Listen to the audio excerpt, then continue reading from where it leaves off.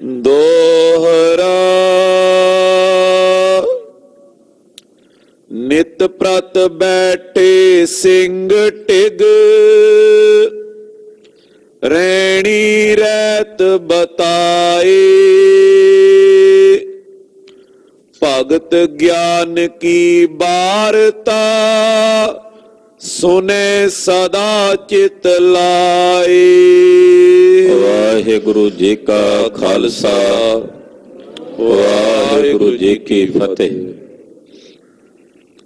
ਜੁਗੋ ਜੁਗ ਅਟਲ, ਦੀਨ ਦੁਨੀਆ ਦੇ ਮਾਲਕ, ਕਲਯੁਗੀ ਜੀਵਾਂ ਦੇ ਉਧਾਰ ਕਰਤਾ, ਮਿਹਰਬਾਨ ਸਤਿਗੁਰੂ ਸ੍ਰੀ ਗੁਰੂ ਗ੍ਰੰਥ ਸਾਹਿਬ ਜੀ ਮਹਾਰਾਜ ਜੀ ਦੀ ਪਾਵਨ ਪਵਿੱਤਰ ਹਜ਼ੂਰੀ 'ਚ ਜੁੜ ਬੈਠੇ ਗੁਰੂ ਕਾ ਖਾਸ ਰੂਪ ਗੁਰੂ ਖਾਲਸਾ ਸਾਧ ਸੰਗਤ ਜੀਓ, ਧੰਤਾ ਦੇ ਪਾਤਰ ਹੋ ਕਿ ਨੇਤਾ ਪ੍ਰਤੀ ਗੁਰੂ ਚਰਨਾਂ 'ਚ ਹਾਜ਼ਰੀਆਂ ਭਰ ਕੇ ਕਲਗੀਧਰ ਸੁਆਮੀ ਪੰਥ ਦੇ ਵਾਲੀ ਸ੍ਰੀ ਗੁਰੂ ਗੋਬਿੰਦ ਸਿੰਘ ਸਾਹਿਬ ਜੀ ਮਹਾਰਾਜ ਜੀ ਦੇ ਪਾਵਨ ਪਵਿੱਤਰ ਇਤਿਹਾਸ ਦੀ ਲੜੀਵਾਰ ਕਥਾ ਬਹੁਤ ਹੀ ਅਦਬ ਸਤਿਕਾਰ ਤੇ ਸ਼ਰਧਾ ਸਹਿਤ ਆਪ ਜੀ ਸਰਵਣ ਕਰ ਰਹੇ। ਖਾਲਸੇ ਨੂੰ ਸਤਿਗੁਰੂ ਜੀ ਰਹਿਣੀ ਬਹਿਣੀ ਦ੍ਰਿੜ ਕਰਾ ਰਹੇ ਨੇ। ਸੰਸਾਰ ਵਿੱਚ ਬਾਹਰੀ ਤੌਰ ਤੇ ਕਿਵੇਂ ਵਰਤਣਾ ਹੈ, ਅਧਿਆਤਮਿਕ ਰੂਪ ਵਿੱਚ ਆਤਮਿਕ ਤੌਰ ਤੇ ਕਿਵੇਂ ਵਰਤਣਾ ਹੈ, ਇਹ ਹਰ ਪੱਖ ਦਾ ਗਿਆਨ ਮਹਾਰਾਜ ਸੱਚੇ ਪਾਤਸ਼ਾਹ ਆਪਣੇ ਖਾਲਸੇ ਪੰਥ ਨੂੰ ਬਖਸ਼ਿਸ਼ ਕਰ ਰਹੇ ਹਨ। ਅੱਜ ਜੋ ਪਾਵਨ ਕਥਾ ਪ੍ਰਾਰੰਭ ਹੋਣ ਜਾ ਰਹੀ ਹੈ, ਇਹ ਕਥਾ ਆਤਮ ਨਿਰਣੈ ਦੀ ਹੈ, ਆਤਮ ਗਿਆਨ ਦੀ ਹੈ। ਤਕਰੀਬਨ 10 ਪ੍ਰਕਰਣ ਹਨ। 2 ਹਫ਼ਤੇ ਲਗਾਤਾਰ ਕਥਾ ਚੱਲੇਗੀ। ਆਤਮਾ ਤੱਕ ਪਹੁੰਚਣ ਤੋਂ ਪਹਿਲਾਂ ਕਿਤਨੇ ਪੜਦੇ ਨੇ, ਕਿਤਨਾ ਕੁਝ ਹੈ, ਉਹ ਸਾਰੀ ਬ੍ਰਹਮ ਵਿਦਿਆ ਦਾ, ਸੂਖਸ਼ਮ ਵਿਦਿਆ ਦਾ ਬੋਧ ਸਤਿਗੁਰੂ ਜੀ ਪੰਥ ਨੂੰ ਦੇ ਰਹੇ ਨੇ। ਇਹ ਵਿਸ਼ੇ ਕੁਝ ਸੂਖਸ਼ਮ ਨੇ, ਸਮਝਣ ਵਾਸਤੇ ਸੁਰਤ ਸੂਖਸ਼ਮ ਚਾਹੀਦੀ ਹੈ। ਗੁਰੂ ਚਰਨਾਂ ਅੱਗੇ ਅਰਦਾਸ ਹੈ ਕਿ ਸਤਿਗੁਰੂ ਕਲਗੀਧਰ ਜੀ ਸਾਡੇ ਸਾਰਿਆਂ ਤੇ ਕਿਰਪਾ ਕਰਨ, ਸਾਨੂੰ ਇਹ ਸੂਖਮ ਤਰੰਗੀ ਕਥਾ ਦਾ ਬੋਧ ਬਖਸ਼ਣ। ਇਹ ਸੂਖਸ਼ਮ ਵਿਸ਼ੇ ਸਾਡੀ ਸਮਝ ਵਿੱਚ ਆ ਸਕਣ, ਸਾਡੀ ਬੁੱਧੀ ਦੀ ਪਕੜ ਵਿੱਚ ਆ ਸਕਣ। ਦਾਸ ਵਿੱਚ ਜ਼ੋਰ ਨਹੀਂ ਹੈ ਕਿ ਇਸ ਕਥਾ ਨੂੰ ਮੈਂ ਵਿਸਥਾਰ ਕਰਕੇ ਆਪਣੇ ਬੁੱਧੀ ਦੇ ਬਲ ਨਾਲ ਕਹਿ ਸਕਾਂ। ਮੇਰੇ ਕੋਲੋਂ ਇਹ ਕਥਾ ਗੁਰੂ ਪਾਤਸ਼ਾਹ ਨੇ ਕਹਾਉਣੀ ਹੈ ਔਰ ਗੁਰੂ ਕੀ ਸੰਗਤ ਨੇ ਕਹਾਉਣੀ ਹੈ। ਤੁਹਾਡੇ ਸਾਰਿਆਂ ਵਿੱਚ ਸਤਿਗੁਰੂ ਜੀ ਵਸਦੇ ਨੇ, ਵਿੱਚ ਸੰਗਤ ਹਰ ਪ੍ਰਭ ਵਸੈ ਜੀਓ।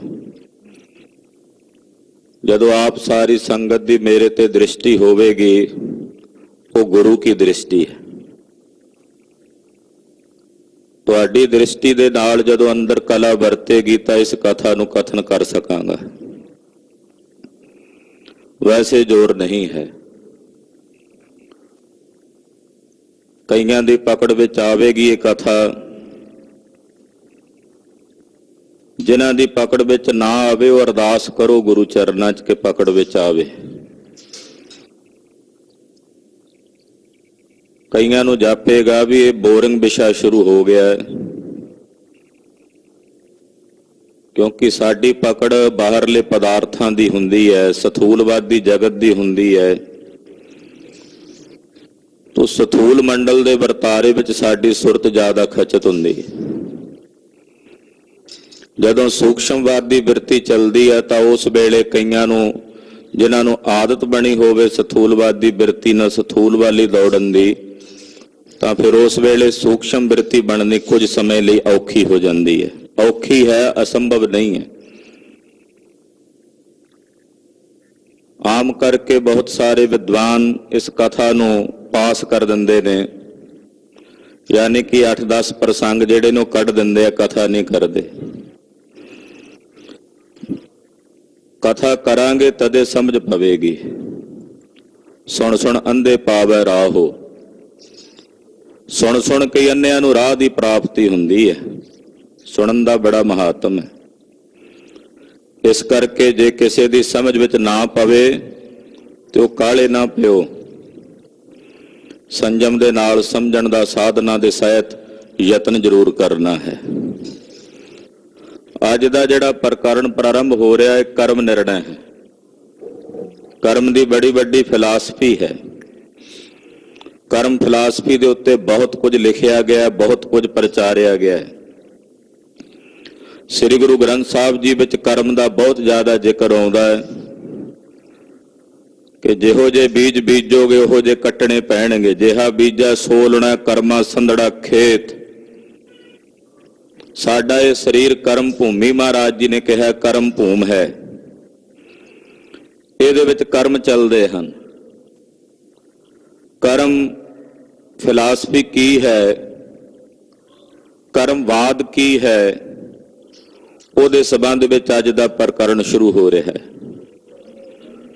ਕਰਮ ਕਾਂਡ ਤੋਂ ਉਪਾਸ਼ਨਾ ਕਾਂਡ ਤੇ ਉਪਾਸ਼ਨਾ ਕਾਂਡ ਤੋਂ ਗਿਆਨ ਕਾਂਡ ਤੱਕ ਪਹੁੰਚਣ ਦੀ ਇਹ ਪੜਾਅ ਦਰ ਪੜਾਅ ਅਵਸਥਾ ਹੈ। ਕਲਗੀਆਂ ਵਾਲੇ ਪਾਤਸ਼ਾਹ ਦੇ ਚਰਨਾਂ ਵਿੱਚ ਆਪਣੀਆਂ ਸੁਰਤੀਆਂ ਬਿਰਤੀਆਂ ਜੋੜੀਏ।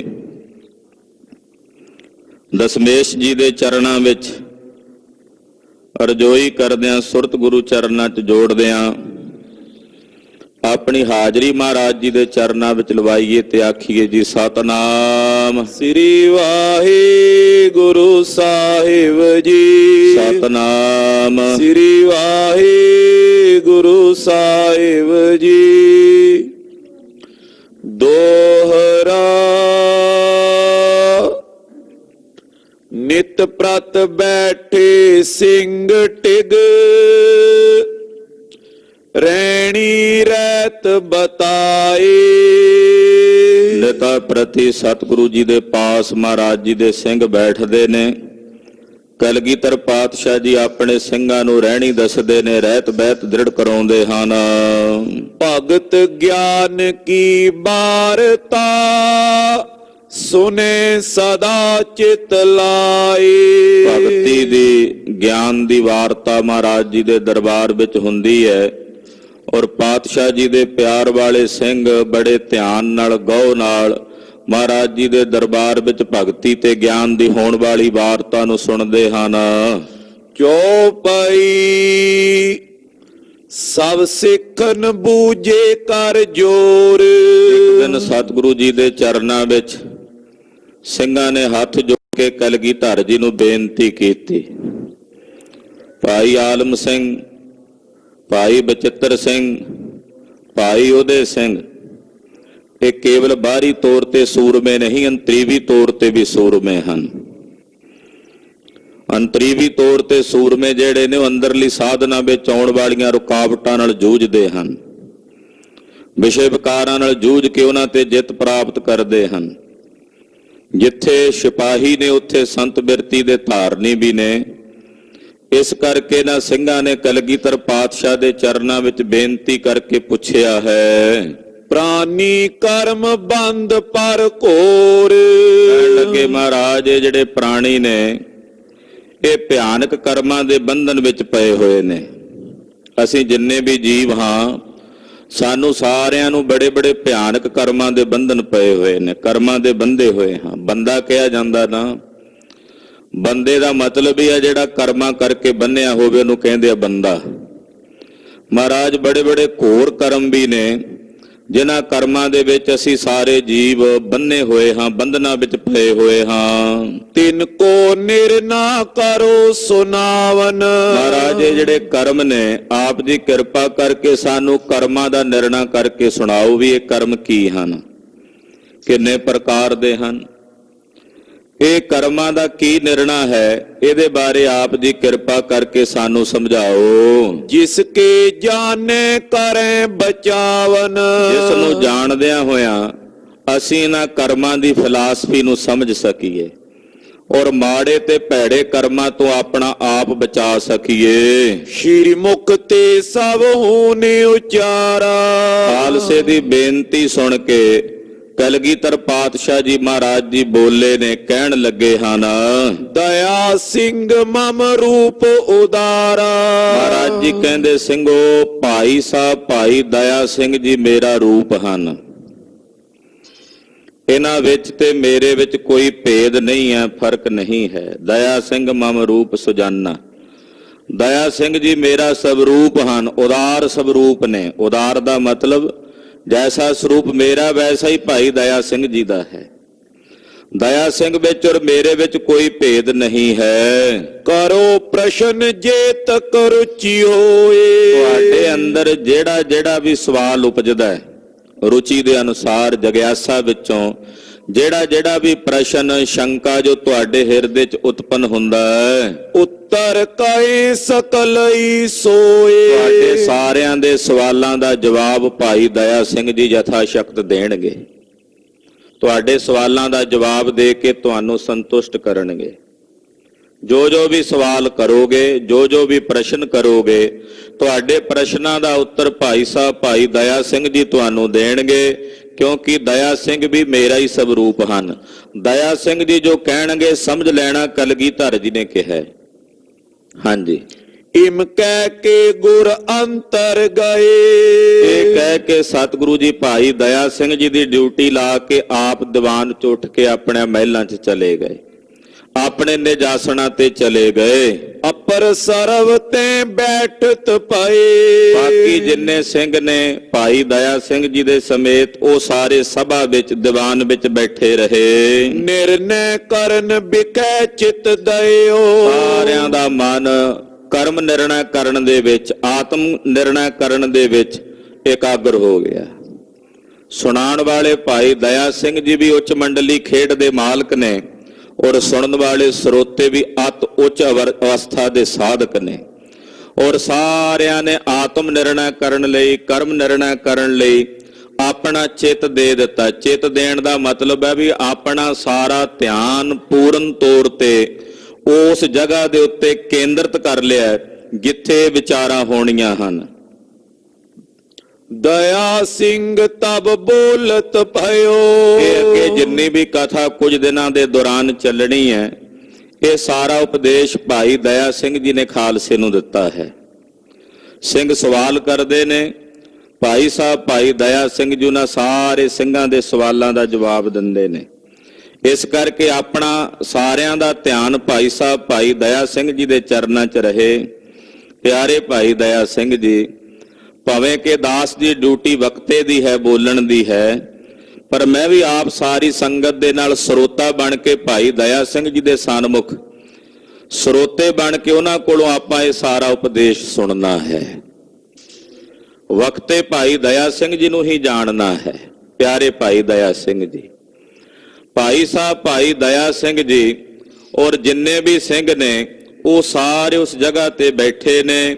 ਭਾਈ ਸਾਹਿਬ ਭਾਈ ਦਇਆ ਸਿੰਘ ਜੀ ਨੇ ਉਸ ਵੇਲੇ ਬੋਲਣਾ ਕੀਤਾ, ਕਹਿਣ ਲੱਗੇ, ਸਰਬ ਪ੍ਰਕਾਰ ਗੁਰੂ ਸਰਬੱਗ। ਦੇਖੋ ਗੁਰਸਿੱਖਾਂ ਦੇ ਕੋਲ ਜਿਹੜੀ ਵਡਿਆਈ ਹੁੰਦੀ ਹੈ ਨਾ, ਉਸ ਵਡਿਆਈ ਨੂੰ ਪ੍ਰਾਪਤ ਕਰਕੇ ਵੀ ਉਹ ਨਿਰਮਾਣਤਾ ਸਹਿਤ ਰਹਿੰਦੇ ਹਨ। ਗੁਰਮੁਖ ਦੀ ਵਡਿਆਈ ਇਸੇ ਵਿੱਚ ਹੈ ਕਿ ਉਹ ਮਾਣ ਹੁੰਦਿਆਂ ਹੋਇਆ ਵੀ ਨਿਮਾਣਾ ਬਣ ਕੇ ਰਹੇ, ਤਾਣ ਹੁੰਦਿਆਂ ਹੋਇਆ ਵੀ ਨਿਤਾਣਾ ਬਣ ਕੇ ਰਹੇ। ਇਹ ਗੁਰਮੁਖ ਦੀ ਸੋਭਾ ਹੈ, ਗੁਰਮੁਖ ਦੀ ਵਡਿਆਈ ਹੈ। ਪਿਆਰੇ ਭਾਈ ਦਇਆ ਸਿੰਘ ਜੀ ਨੂੰ ਕਲਗੀਧਰ ਪਾਤਸ਼ਾਹ ਜੀ ਮਹਾਰਾਜ ਜੀ ਨੇ ਆਪਣਾ ਸਵਰੂਪ ਘੋਸ਼ਿਤ ਕੀਤਾ। ਇਹ ਮੇਰਾ ਸਵਰੂਪ ਨੇ, ਕਿੰਨਾ ਮਾਣ ਦਿੱਤਾ ਹੈ। ਪਰ ਧੰਨ ਹਨ ਪਿਆਰੇ ਭਾਈ ਦਇਆ ਸਿੰਘ ਜੀ, ਗੁਰੂ ਪਾਤਸ਼ਾਹ ਵੱਲੋਂ ਐਡਾ ਵੱਡਾ ਦਿੱਤਾ ਹੋਇਆ ਮਾਣ ਪ੍ਰਾਪਤ ਕਰਕੇ ਵੀ ਕਿਤਨੀ ਨਿਮਰਤਾ ਹੈ ਉਹਨਾਂ ਦੇ ਅੰਦਰ, ਕਿਤਨੀ ਨਿਰਮਾਣਤਾ ਹੈ। ਬੋਲੇ, ਕਹਿਣ ਲੱਗੇ ਸੰਗਤ ਜੀ, ਖਾਲਸਾ ਜੀ, ਕਲਗੀਧਰ ਪਾਤਸ਼ਾਹ ਜੀ ਮਹਾਰਾਜ ਸਰਬ ਕਲਾ ਕਰਕੇ ਸਰਬੱਗ ਦੇਵ ਹਨ। ਉਹ ਸਭ ਕੁਝ ਜਾਣਦੇ ਨੇ, ਅੰਤਰਯਾਮੀ ਹਨ, ਸਰਬੱਗ ਹਨ। ਹਮ ਤਿਨ ਅਗਰ ਕਹਾਂ ਅਲਪਗ, ਅਸੀਂ ਉਹਨਾਂ ਦੇ ਸਾਹਮਣੇ ਅਲਪੱਗ ਜੀਵ, ਤੁੱਛ ਬੁੱਧੀ ਵਾਲੇ ਜੀਵ ਭਲਾ ਕੀ ਹਾਂ। ਭਾਈ ਸਾਹਿਬ ਭਾਈ ਦਇਆ ਸਿੰਘ ਜੀ ਵੇਖੋ ਕਿਤਨੀ ਨਿਮਰਤਾ। ਗੁਰੂ ਸਾਹਿਬ ਨੇ ਕਿੱਡਾ ਵੱਡਾ ਮਾਣ ਦਿੱਤਾ ਹੈ ਕਿ ਦਇਆ ਸਿੰਘ ਮੇਰਾ ਸਵਰੂਪ ਹਨ, ਤੇ ਪਿਆਰੇ ਭਾਈ ਦਇਆ ਸਿੰਘ ਜੀ ਦੇ ਅੰਦਰ ਕਿਤਨੀ ਨਿਰਮਾਣਤਾ ਹੈ। ਉਹ ਕਹਿੰਦੇ ਮੇਰੇ ਵਰਗੇ ਤਾਂ ਸਤਿਗੁਰਾਂ ਦੇ ਸਨਮੁਖ ਤੁੱਛ ਬੁੱਧੀ ਵਾਲੇ ਅਲਪੱਗ ਜੀਵ ਹਨ, ਸਤਿਗੁਰੂ ਜੀ ਸਰਬੱਗ ਹਨ। ਤਿਮ ਬੋਲੇ ਮੈਂ ਜਥਾ ਬੁਲਾਵੇ, ਮੇਰੇ 'ਚ ਨਹੀਂ ਕੋਈ ਤਾਣ ਕਿ ਮੈਂ ਕੁਝ ਬੋਲ ਸਕਾਂ, ਮੈਂ ਉਹੀ ਬੋਲਾਂਗਾ ਜੋ ਮੇਰੇ ਕਲਗੀਧਰ ਸੁਆਮੀ ਮੇਰੇ ਕੋਲੋਂ ਬੁਲਾਉਣਗੇ। ਮੇਰੇ 'ਚ ਕੋਈ ਤਾਣ ਨਹੀਂ। ਹੋ ਆਪੋ ਬੋਲ ਨਾ ਜਾਣਦਾ, ਮੈਂ ਆਪਣੇ ਆਪ ਬੋਲਣਾ ਨਹੀਂ ਜਾਣਦਾ। ਮੇਰੇ ਕੋਲ ਕੋਈ ਤਾਕਤ ਨਹੀਂ ਕਿ ਮੈਂ ਕੁਝ ਬੋਲ ਕੇ ਕਹਿ ਸਕਾਂ। ਭਾਈ ਸਾਹਿਬ ਭਾਈ ਦਇਆ ਸਿੰਘ ਜੀ ਕਹਿੰਦੇ ਮੈਂ ਉਹੀ ਬੋਲਾਂਗਾ ਜੋ ਮੇਰੇ ਕਲਗੀਧਰ ਸੁਆਮੀ ਮੇਰੇ ਤੋਂ ਬੁਲਾਉਣਗੇ। ਅਸੀਂ ਉਸ ਬਾਜਾਂ ਵਾਲੇ ਸੁਆਮੀ ਦੇ ਸੇਵਕ ਹਾਂ ਜਿਹੜੇ ਆਪ ਕਹਿੰਦੇ ਨੇ ਤੇਰੇ ਜੋਰ ਸੰਗ ਹੋ ਗੂੰਗਾ ਕਹਿਤ। ਕਲਗੀਧਰ ਪਾਤਸ਼ਾਹ ਜਦੋਂ ਕਹਿੰਦੇ ਚਾਚਰੀ ਛੰਦ ਵੀ ਉਚਾਰਦੇ ਤੇ ਕਹਿੰਦੇ ਤੇਰਾ ਜੋਰ, ਚਾਚਰੀ ਛੰਦ। ਤੇਰਾ ਜੋਰ ਛੰਦ ਦਾ ਨਾਂ ਨਹੀਂ ਹੈ, ਤੇਰਾ ਜੋਰ ਪਰਮੇਸ਼ਰ ਨੂੰ ਸੰਬੋਧਨ ਹੈ। ਤੇਰੇ ਜੋਰ ਨਾਲ ਮੈਂ ਇਹ ਚਾਚਰੀ ਛੰਦ ਕਹਿਣ ਲੱਗਾ, ਨਹੀਂ ਤਾਂ ਮੇਰੇ 'ਚ ਕਹਿਣ ਦੀ ਸਮਰੱਥਾ ਨਹੀਂ ਹੈ। ਪਿਆਰੇ ਭਾਈ ਦਇਆ ਸਿੰਘ ਜੀ ਕਹਿੰਦੇ ਖਾਲਸਾ ਜੀ ਮੈਂ ਆਪ ਕੀ ਬੋਲਾਂ, ਮੈਂ ਤਾਂ ਮਿੱਟੀ ਦਾ ਪੁਤਲਾ ਹਾਂ। ਕਲਗੀਆਂ ਵਾਲੇ ਸੁਆਮੀ ਸਾਹਿਬ ਗੁਰੂ ਗੋਬਿੰਦ ਸਿੰਘ ਸਾਹਿਬ ਜੀ ਮਹਾਰਾਜ ਜੋ ਮੈਥੋਂ ਬੁਲਾਉਣਗੇ ਉਹ ਮੈਂ ਬੋਲਾਂਗਾ। ਨਰ ਪੁਤਲੀ ਕੋ ਜਥਾ ਨਚਾਵੇ, ਜਿਵੇਂ ਕੱਠ ਪੁਤਲੀਆਂ ਨੂੰ ਨਚਾਉਣ ਵਾਲੇ ਹੁੰਦੇ ਨੇ ਤੇ ਨਚਾਉਣ ਵਾਲਾ ਕੱਠ ਪੁਤਲੀਆਂ ਨੂੰ ਜਿਵੇਂ ਜਿਵੇਂ ਨਚਾਉਂਦਾ ਹੈ ਸੋ ਨਿਜ ਮੁਖ ਬੋਲ ਸੁਣਾਵੇ। ਉਹ ਪਰਦੇ ਦੇ ਪਿੱਛੇ ਹੁੰਦਾ ਹੈ ਤੇ ਥੱਲੇ ਕੱਠ ਪੁਤਲੀਆਂ ਨੂੰ ਨਚਾ ਕੇ ਨਾ ਉਹਨਾਂ ਕੱਠ ਪੁਤਲੀਆਂ ਕੋਲੋਂ ਗੱਲਾਂ ਕਰਾਉਂਦਾ। ਉਹ ਕੱਠ ਬੋਲਦਾ ਆਪ ਹੁੰਦਾ, ਉੱਤੇ ਥੱਲੇ ਵੇਖਣ ਵਾਲੇ ਨੂੰ ਏਦਾਂ ਜਾਪਦਾ ਵੀ ਕੱਠ ਪੁਤਲੀਆਂ ਬੋਲਦੀਆਂ ਨੇ। ਕੱਠ ਪੁਤਲੀਆਂ ਦੀ ਖੇਡ ਹੁੰਦੀ ਸੀ ਇੱਧਰ ਰਾਜਸਥਾਨ ਦੇ ਇਲਾਕੇ ਵਿੱਚ, ਤਾਂ ਰਾਜਿਆਂ ਦੀ ਸਭਾ ਵਿੱਚ ਬਹੁਤ ਜ਼ਿਆਦਾ ਵੇਖੀ ਜਾਂਦੀ ਸੀ। ਤੋ ਕੱਠ ਪੁਤਲੀਆਂ ਦੀ ਜਿਹੜੀ ਉਹ ਖੇਡ ਖਿਡਾਣ ਕੇ ਉਹਨਾਂ ਨੂੰ ਵਿਖਾ ਕੇ ਉਹ ਨਾਟਕ ਵਿਖਾਉਂਦੇ ਸੀ। ਮਨੋਰੰਜਨ ਦੇ ਸਾਧਨ ਹੁੰਦੇ ਸਨ ਉਹਨਾਂ ਵੇਲਿਆਂ 'ਚ। ਉਹ ਆਪ ਪਰਦੇ ਪਿੱਛੇ ਖਲੋ ਜਾਂਦਾ ਸੀ, ਬੋਲਦਾ ਉਹ ਆਪ ਸੀ, ਵੇਖਣ ਵਾਲੇ ਨੂੰ ਜਾਪਦਾ ਸੀ ਵੀ ਕੱਠ ਪੁਤਲੀਆਂ ਬੋਲ ਰਹੀਆਂ ਨੇ, ਇਹ ਗੱਲਾਂ ਕੱਠ ਪੁਤਲੀਆਂ ਕਰ ਰਹੀਆਂ ਹਨ। ਲੋਕ ਲਖੇ ਪੁਤਲੀ ਸੋ ਅਲਾਵੇ, ਬੋਲਦਾ ਤਾਂ ਪਰਦੇ ਦੇ ਪਿੱਛੇ ਉਹਨਾਂ ਕੱਠ ਪੁਤਲੀਆਂ ਨੂੰ ਨਚਾਉਣ ਵਾਲਾ ਸੀ, ਪਰ ਲੋਕ ਸਮਝਦੇ ਸਨ ਕਿ ਪੁਤਲੀਆਂ ਬੋਲ ਰਹੀਆਂ ਹਨ। ਪੂਰਬ ਸੁਨੋ ਕਰਮ ਕੀ ਗਾਥਾ, ਇਸੇ ਤਰ੍ਹਾਂ ਭਾਈ ਸਾਹਿਬ ਕਹਿੰਦੇ ਮੈਂ ਤਾਂ ਕੱਠ ਪੁਤਲੀਆਂ, ਮੈਨੂੰ ਨਚਾਉਣ ਵਾਲਾ ਤੇ ਬੁਲਾਉਣ ਵਾਲੇ ਕਲਗੀਆਂ ਵਾਲੇ ਸੁਆਮੀ ਨੇ। ਇਹ ਨਾ ਜਾਣਿਓ ਮੈਂ ਬੋਲਦਾ ਹਾਂ, ਇਹ ਕਲਗੀਆਂ ਵਾਲੇ ਪਾਤਸ਼ਾਹ ਦੇ ਹੀ ਬੋਲ ਹਨ, ਉਹਨਾਂ ਨੇ ਹੀ ਬੋਲਣਾ ਹੈ, ਉਹਨਾਂ ਨੇ ਹੀ ਬੁਲਾਉਣਾ ਤੇ ਬੋਲਣਾ ਵੀ ਉਹਨਾਂ ਨੇ ਹੀ ਹੈ। ਸੁਣੋ ਖਾਲਸਾ ਜੀ, ਹੁਣ ਕਰਮ ਦਾ ਨਿਰਣੈ ਕਰੀਏ। ਕਰਮਾਂ ਦੇ ਬਾਬਤ ਐਸਾ ਕਿਹਾ ਜਾਂਦਾ ਹੈ ਕਿ ਵਿਧੀ ਕਰਮ ਨੇ, ਇੱਕ ਨਿਸ਼ੇਧ ਕਰਮ ਨੇ, ਜਿਨ੍ਹਾਂ ਨੂੰ ਵਿਹਿਤ ਤੇ ਅਵਿਹਿਤ ਕਰਮਾਂ ਦੇ ਨਾਂ ਨਾਲ ਵੀ ਜਾਣਿਆ ਜਾਂਦਾ ਹੈ। ਵਿਹਿਤ ਕਰਮ ਉਹ ਕਰਮ ਨੇ ਜਿਨ੍ਹਾਂ ਲਈ ਗੁਰੂ ਗ੍ਰੰਥ ਸਾਹਿਬ ਦਾ ਹੁਕਮ ਹੈ ਵੀ ਕਰੋ। ਅਵਿਹਿਤ ਕਰਮ ਉਹ ਹੁੰਦੇ ਨੇ ਜਿਨ੍ਹਾਂ ਲਈ ਨਿਸ਼ੇਧਤਾ ਹੈ ਵੀ ਇਹ ਕਰਮ ਨਹੀਂ ਕਰਨੇ। ਇਹ ਕਰਮਾਂ 'ਚ ਇਹ ਦੋ ਤਰ੍ਹਾਂ ਦੇ ਹੋਏ। ਫਿਰ ਅੱਗੇ ਉਹਨਾਂ ਕਰਮਾਂ ਨੂੰ ਚਾਰ ਤਰੀਕਿਆਂ ਵਿੱਚ ਵੀ ਵੰਡਿਆ। ਨਿਤ ਕਰਮ ਹੈ, ਪ੍ਰਾਸ਼ਚਿਤ ਕਰਮ ਹੈ, ਨਮਿਤ ਕਰਮ ਹੈ, ਇਸੇ ਤਰ੍ਹਾਂ ਕਾਮਕ ਕਰਮ ਹੈ। ਚਾਰ ਤਰ੍ਹਾਂ ਦੇ ਉਹ ਵੀ ਹਨ। ਨਿਤ ਕਰਮ ਜੋ ਨਿਤਾ ਪ੍ਰਤੀ ਕਰਦੇ ਹਾਂ, ਸਾਡਾ ਭੋਜਨ ਛਕਣਾ ਨਿਤਾ ਪ੍ਰਤੀ ਹੈ, ਨਿਤਨੇਮ ਕਰਨਾ, ਨਿਤ ਇਸ਼ਨਾਨ ਕਰਨਾ, ਇਹ ਨਿਤ ਕਰਮ ਵਿੱਚ ਹੈ। ਪ੍ਰਾਸ਼ਚਿਤ ਕਰਮ ਕਿਸੇ ਪਾਪ ਦੇ ਪ੍ਰਾਸ਼ਚਿਤ ਵਜੋਂ ਕਰਮ ਕਰਨਾ। ਕਿਸੇ ਪਾਪ ਦਾ ਮੰਨ ਲਓ ਮਨ 'ਚ ਪਛਤਾਵਾ ਹੋ ਗਿਆ ਵੀ ਇਹ ਪਾਪ ਹੋਇਆ, ਉਹਦੇ ਪ੍ਰਾਸ਼ਚਿਤ ਵਜੋਂ ਜਿਹੜਾ ਕਰਮ ਕਰਨਾ ਨੂੰ ਕਹਿੰਦੇ ਨੇ ਪ੍ਰਾਸ਼ਚਿਤ ਕਰਮ। ਜਿਵੇਂ ਕਿ ਪੰਜਾਂ ਪਿਆਰਿਆਂ ਕੋਲ ਸਿੰਘ ਪੇਸ਼ ਹੋ ਜਾਂਦੇ, ਕੋਈ ਕੁਰੈਤ ਹੋ ਜਾਏ, ਪੰਜ ਪਿਆਰੇ ਤਨਖਾਹ ਲਾਉਂਦੇ ਆ, ਉਹ ਜਿਹੜਾ ਕਰਮ ਕਰਨਾ ਵੀ 40 ਦਿਨ ਤੁਸੀਂ ਜੋੜੇ ਝਾੜਨੇ ਆ, ਉਹ ਪ੍ਰਾਸ਼ਚਿਤ ਕਰਮ। ਇਸੇ ਤਰ੍ਹਾਂ ਨਮਿਤ ਕਰਮ ਜਿਹੜੇ ਕਿਸੇ ਵਾਸਤੇ ਕੀਤੇ ਜਾਣ, ਕਿਸੇ ਦੇ ਨਿਮਿਤ ਕੀਤੇ ਜਾਣ, ਕਿਸੇ ਨਿਮਿਤ ਨੂੰ ਮੁੱਖ ਕਰਕੇ ਰੱਖੇ ਕੀਤੇ ਜਾਣ। ਚੌਥੇ ਨੇ ਕਾਮਕ ਕਰਮ, ਮਨ 'ਚ ਕੋਈ ਕਾਮਨਾ ਧਾਰ ਕੇ ਮਹਾਰਾਜ ਮੇਰੀ ਇਹ ਕਾਮਨਾ ਪੂਰੀ ਕਰ ਦਿਓ, ਮੈਂ ਇੰਨੀ ਬਾਣੀ ਪੜਾਂਗਾ, ਜਾਂ ਮਹਾਰਾਜ ਮੈਂ ਨਿਤਨੇਮ ਕਰ ਰਿਹਾ, ਕਿਰਪਾ ਕਰੋ ਮੇਰੀ ਇਹ ਕਾਮਨਾ ਪੂਰੀ, ਉਹਨੂੰ ਕਾਮਕ ਕਰਮ ਕਹਿੰਦੇ ਨੇ। ਇਦਾਂ ਵੀ ਇਹ ਕਰਮਾਂ ਬਾਰੇ ਦੱਸਿਆ ਜਾਂਦਾ ਹੈ। ਪਰ ਇੱਥੇ ਜਿਹੜੇ ਕਰਮ ਦੱਸੇ ਜਾ ਰਹੇ ਨੇ, ਇਹ ਉਹ ਕਰਮ ਨੇ ਜਿਨ੍ਹਾਂ ਕਰਮਾਂ ਦੇ ਕਰਕੇ ਅਸੀਂ ਬੰਨੇ ਹੋਏ ਆ, ਔਰ ਜਿਨ੍ਹਾਂ ਕਰਮਾਂ ਕਰਕੇ ਹੀ ਸਾਡਾ ਆਵਾਗੁਣ ਬਣਿਆ ਹੋਇਆ, ਉਹ ਕਰਮ। ਭਾਈ ਸਾਹਿਬ ਭਾਈ ਦਇਆ ਸਿੰਘ ਜੀ ਬੋਲੇ, ਕਹਿਣ ਲੱਗੇ ਖਾਲਸਾ ਜੀ ਹੁਣ ਤੁਹਾਨੂੰ ਕਰਮ ਨਿਰਣਾ ਕਰਕੇ ਸਰਵਣ ਕਰਾਉਂਦੇ ਹਾਂ।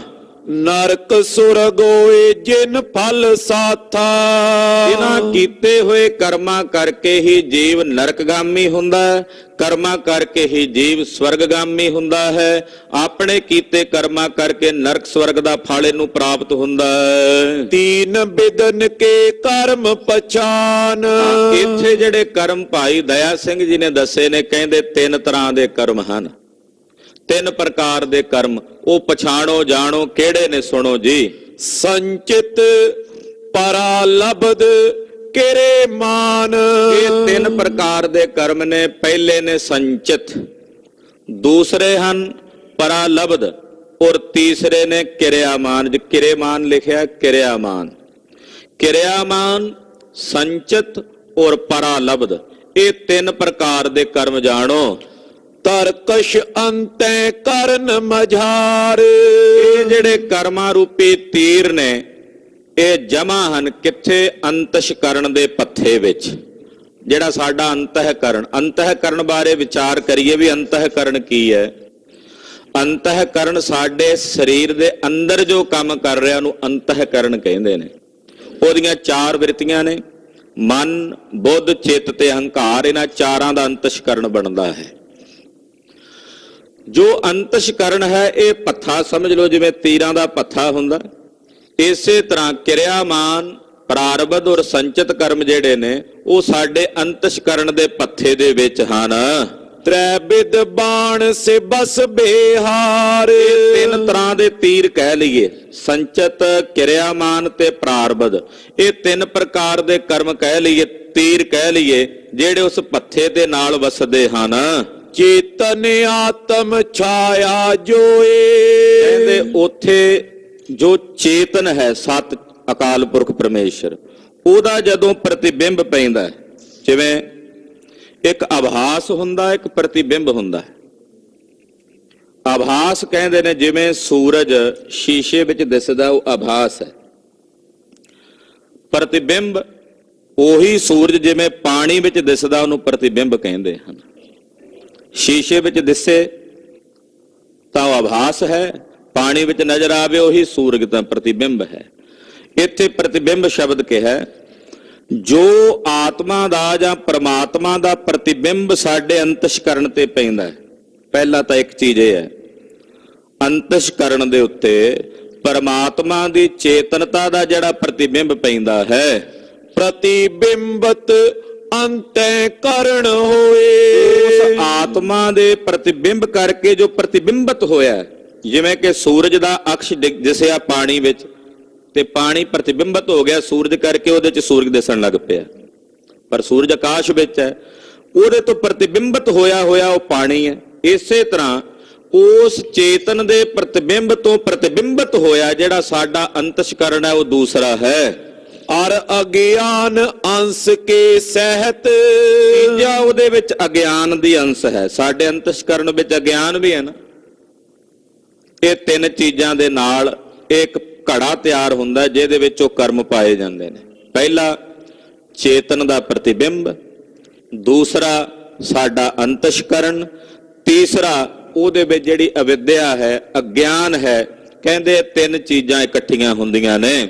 ਤਿਸ ਮੈਂ ਕਰਮ ਬੀਜ ਗਨ ਰਹਿਤ। ਜਦੋਂ ਤਿੰਨੇ ਇਕੱਠੇ ਹੁੰਦੇ ਨੇ, ਉਹਦੇ ਵਿੱਚ ਸਾਡੇ ਜਿਹੜੇ ਕੀਤੇ ਹੋਏ ਕਰਮ ਨੇ ਉਹਦਾ ਬੀਜ ਉਹਦੇ ਵਿੱਚ ਪਾਇਆ ਜਾਂਦਾ। ਇਹੋ ਜਿਹੇ ਅੰਤਸ਼ਕਰਨ ਵਿੱਚ ਸਾਡੇ ਕਰਮਾਂ ਦਾ ਬੀਜ ਜਿਹੜਾ ਉਹ ਰੱਖਿਆ ਜਾਂਦਾ ਹੈ। ਅੰਤੈ ਕਰਨ ਆਪ ਜੜ ਆਹੇ। ਜਿਹੜਾ ਅੰਤਸ਼ਕਰਨ ਹੈ ਉਹ ਆਪ ਕੱਲਾ ਜੜ ਹੈ, ਉਹਦੇ ਚ ਕਿਸੇ ਪ੍ਰਕਾਰ ਦੀ ਕੋਈ ਹਲਚਲ ਨਹੀਂ ਹੈ, ਉਹ ਬਿਲਕੁਲ ਜੜ ਹੈ। ਜੜ ਕਿਵੇਂ? ਜਿਵੇਂ ਕੋਈ ਲੋਹੇ ਦਾ ਟੁਕੜਾ ਜੜ ਹੈ, ਪੱਥਰ ਦਾ ਪਿਆ ਟੁਕੜਾ ਜੜ ਹੈ, ਏਦਾਂ ਸਾਡਾ ਜਿਹੜਾ ਅੰਤਸ਼ਕਰਨ ਹੈ ਉਹ ਆਪ ਬਿਲਕੁਲ ਜੜ ਹੈ।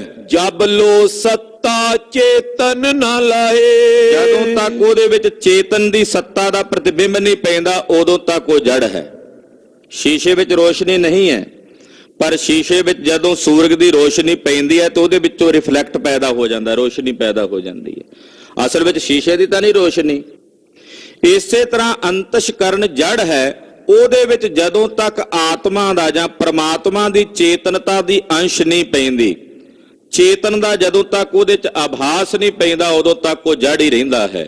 ਤਬ ਲੋ ਕਰਮ ਤਰਨ ਸਮਰੱਥ ਨੇ। ਉਦੋਂ ਤੱਕ ਉਸ ਅੰਤਸ਼ਕਰਨ ਵਿੱਚ ਕਰਮ ਗ੍ਰਹਿਣ ਕਰਨ ਦੀ ਸਮਰੱਥਾ ਨਹੀਂ ਹੁੰਦੀ।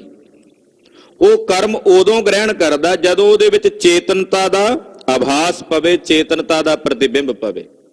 ਪਰ ਜਦੋਂ ਤੱਕ ਚੇਤਨ ਦਾ ਪ੍ਰਤੀਬਿੰਬ ਅੰਤਸ਼ਕਰਨ ਤੇ ਨਹੀਂ ਪੈਂਦਾ ਉਤਨੀ ਦੇਰ ਤੱਕ ਅੰਤਸ਼ਕਰਨ ਕਰਮ ਨੂੰ ਗ੍ਰਹਿਣ ਨਹੀਂ ਕਰ ਸਕਦਾ। ਕਰਮ ਨੂੰ ਉਹ ਗ੍ਰਹਿਣ ਉਦੋਂ ਹੀ ਕਰੇਗਾ ਜਦੋਂ ਉਹਦੇ ਵਿੱਚ ਚੇਤਨ ਦਾ ਆਭਾਸ ਪਵੇਗਾ, ਚੇਤਨ ਦਾ ਪ੍ਰਤੀਬਿੰਬ ਪਵੇਗਾ। ਉਦਾਹਰਣ ਅੱਗੇ ਆ ਜਾਣੀ ਹੈ, ਉਸ ਉਦਾਹਰਣ ਨਾਲ ਇਹ ਗੱਲ ਸਪਸ਼ਟ ਹੋ ਜਾਏਗੀ। ਜਾਂ ਮੋਟੀ ਜਿਹੀ ਉਦਾਹਰਣ ਇਦਾਂ ਸਮਝ ਲਈਏ ਕਿ ਸ਼ੀਸ਼ੇ ਦੇ ਵਿੱਚ ਰੌਸ਼ਨੀ ਨਹੀਂ ਸੀ, ਉਹਦੇ 'ਚ ਸੂਰਜ ਦੀ ਲੋ ਪਈ ਤੇ ਉਹਦੇ 'ਚ ਰੋਸ਼ਨੀ ਰਿਫਲੈਕਟ ਪੈਦਾ ਹੋਇਆ।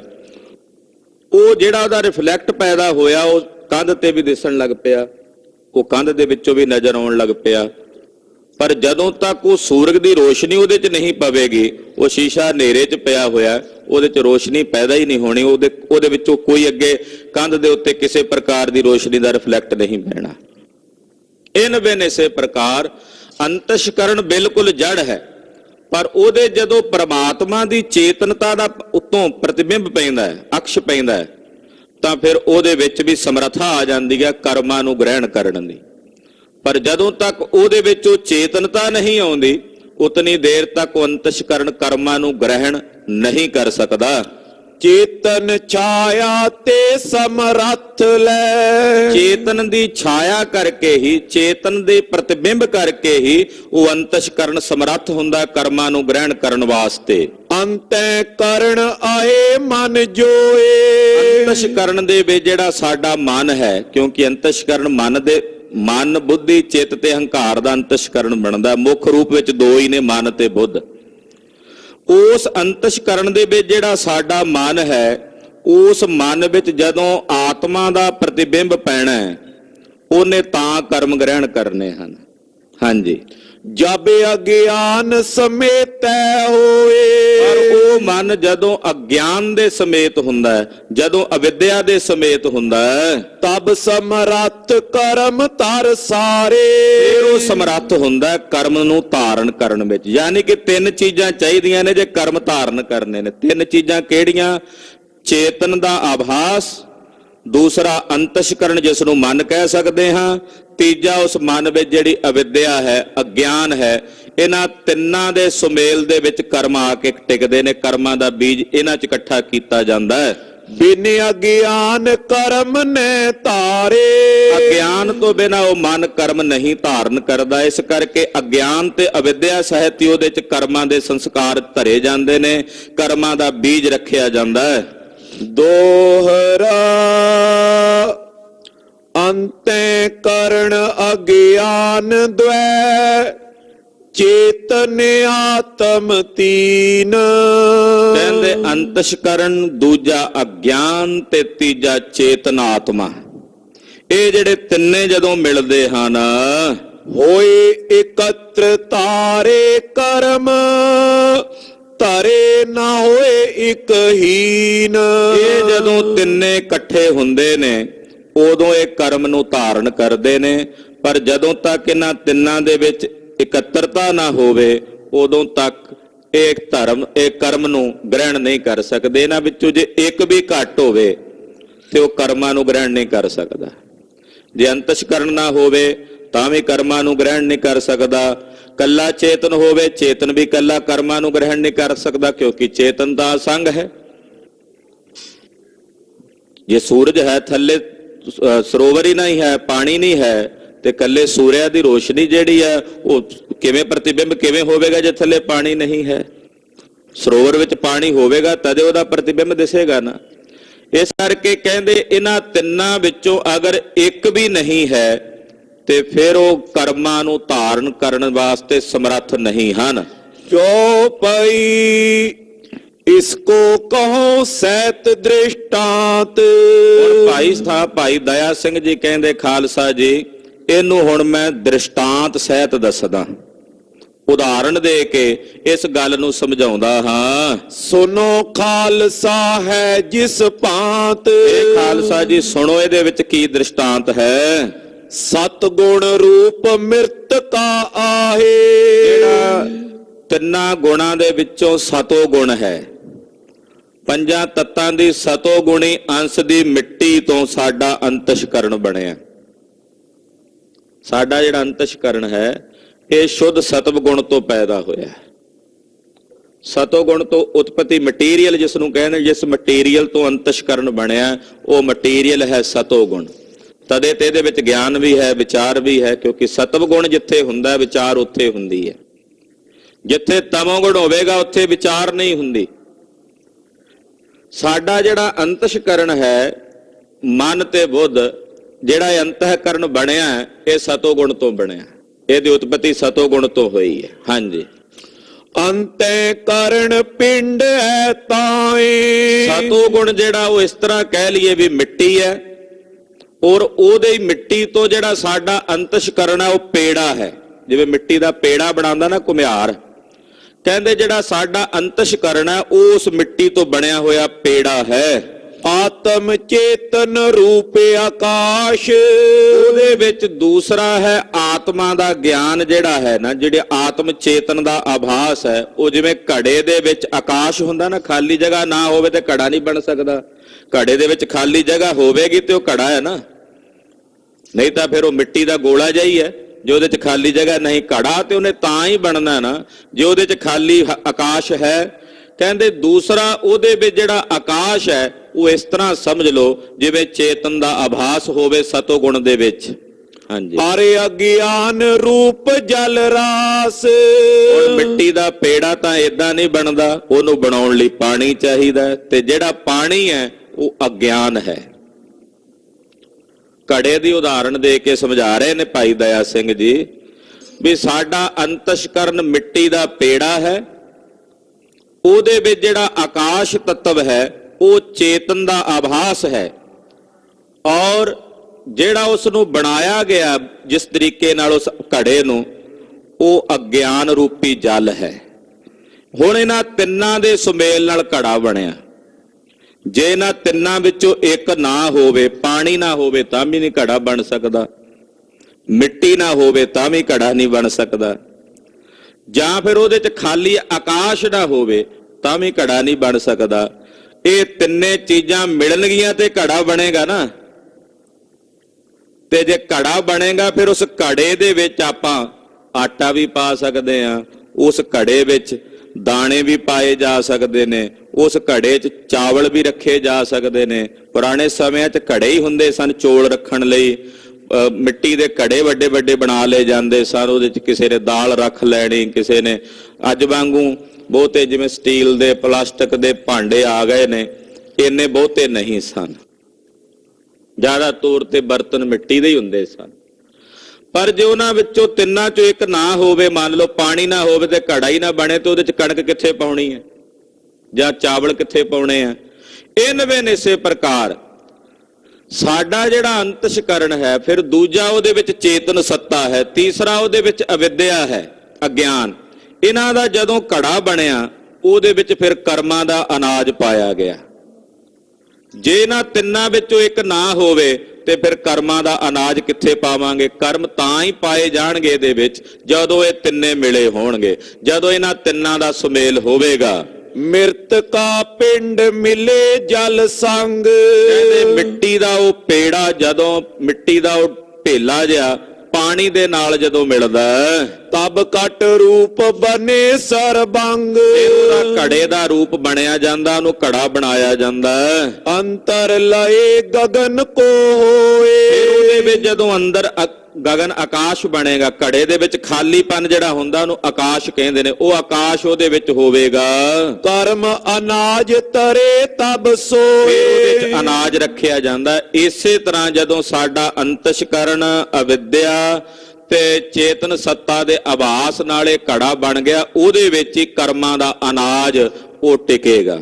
ਕਰਮਾਂ ਦੇ ਅਨਾਜ ਨੂੰ ਉਸੇ 'ਚ ਹੀ ਗ੍ਰਹਿਣ ਕੀਤਾ ਜਾ ਸਕਦਾ ਹੈ, ਉਹ ਕੇਵਲ ਇਸ ਮਨੁੱਖੀ ਸਰੀਰ ਦੇ ਅੰਦਰ ਹੀ ਹੈ। ਅੰਤःਕਰਨ ਦੇ ਵਿੱਚ ਜਦੋਂ ਤੱਕ ਇਹ ਸਰੀਰ ਨਹੀਂ ਹੈ, ਸਰੀਰ ਦੇ ਵਿੱਚ ਅੰਤਸ਼ਕਰਨ ਨੇ ਜਦੋਂ ਆਉਣਾ, ਉਹ ਕਰਮ ਉਦੋਂ ਵਿੱਚ ਆਉਣੇ ਆ।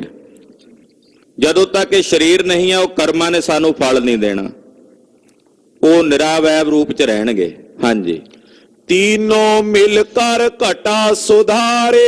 ਜਦੋਂ ਇਹਨਾਂ ਤਿੰਨਾਂ ਦਾ ਮੇਲ ਹੁੰਦਾ, ਮਿੱਟੀ ਦਾ, ਪਾਣੀ ਦਾ, ਆਕਾਸ਼ ਦਾ, ਤੇ ਫਿਰ ਉਹਦਾ ਘੜਾ ਬਣਦਾ ਹੈ। ਸਮਰਥ ਹੋਏ ਪਦਾਰਥ ਤਾਰੇ। ਫਿਰ ਉਹ ਸਮਰੱਥ ਹੁੰਦਾ ਕਿਸੇ ਪਦਾਰਥ ਨੂੰ ਧਾਰਨ ਵਿੱਚ। ਉਹਦੇ ਚ ਭਾਵੇਂ ਕਣਕ ਪਾ ਲਓ, ਭਾਵੇਂ ਚਾਵਲ ਪਾ ਲਓ, ਦਾਲ ਪਾ ਲਓ, ਆਟਾ ਪਾ ਲਓ, ਉਹ ਤਾਂ ਹੀ ਸਮਰੱਥ ਹੁੰਦਾ ਜੇ ਇਹਨਾਂ ਤਿੰਨਾਂ ਚੀਜ਼ਾਂ ਦੇ ਸਹਿਤ ਘੜਾ ਹੋਵੇ। ਤੀਨੋਂ ਨਿਜ ਨਿਜ ਹੋਏ ਕਰ ਨਿਆਰੇ। ਇਹਨਾਂ ਤਿੰਨਾਂ ਨੂੰ ਵੱਖਰਾ ਵੱਖਰਾ ਕਰ ਦਿੱਤਾ ਜਾਏ, ਮਿੱਟੀ ਵੱਖਰਾ, ਆਕਾਸ਼ ਵੱਖਰਾ, ਪਾਣੀ ਵੱਖਰਾ, ਜੇ ਤਿੰਨਾਂ ਨੂੰ ਵੱਖੋ ਵੱਖਰਾ ਕਰ ਦਿੱਤਾ ਜਾਏ, ਧਰਨ ਪਦਾਰਥ ਸ਼ਕਤ ਨ ਤਾਰੇ।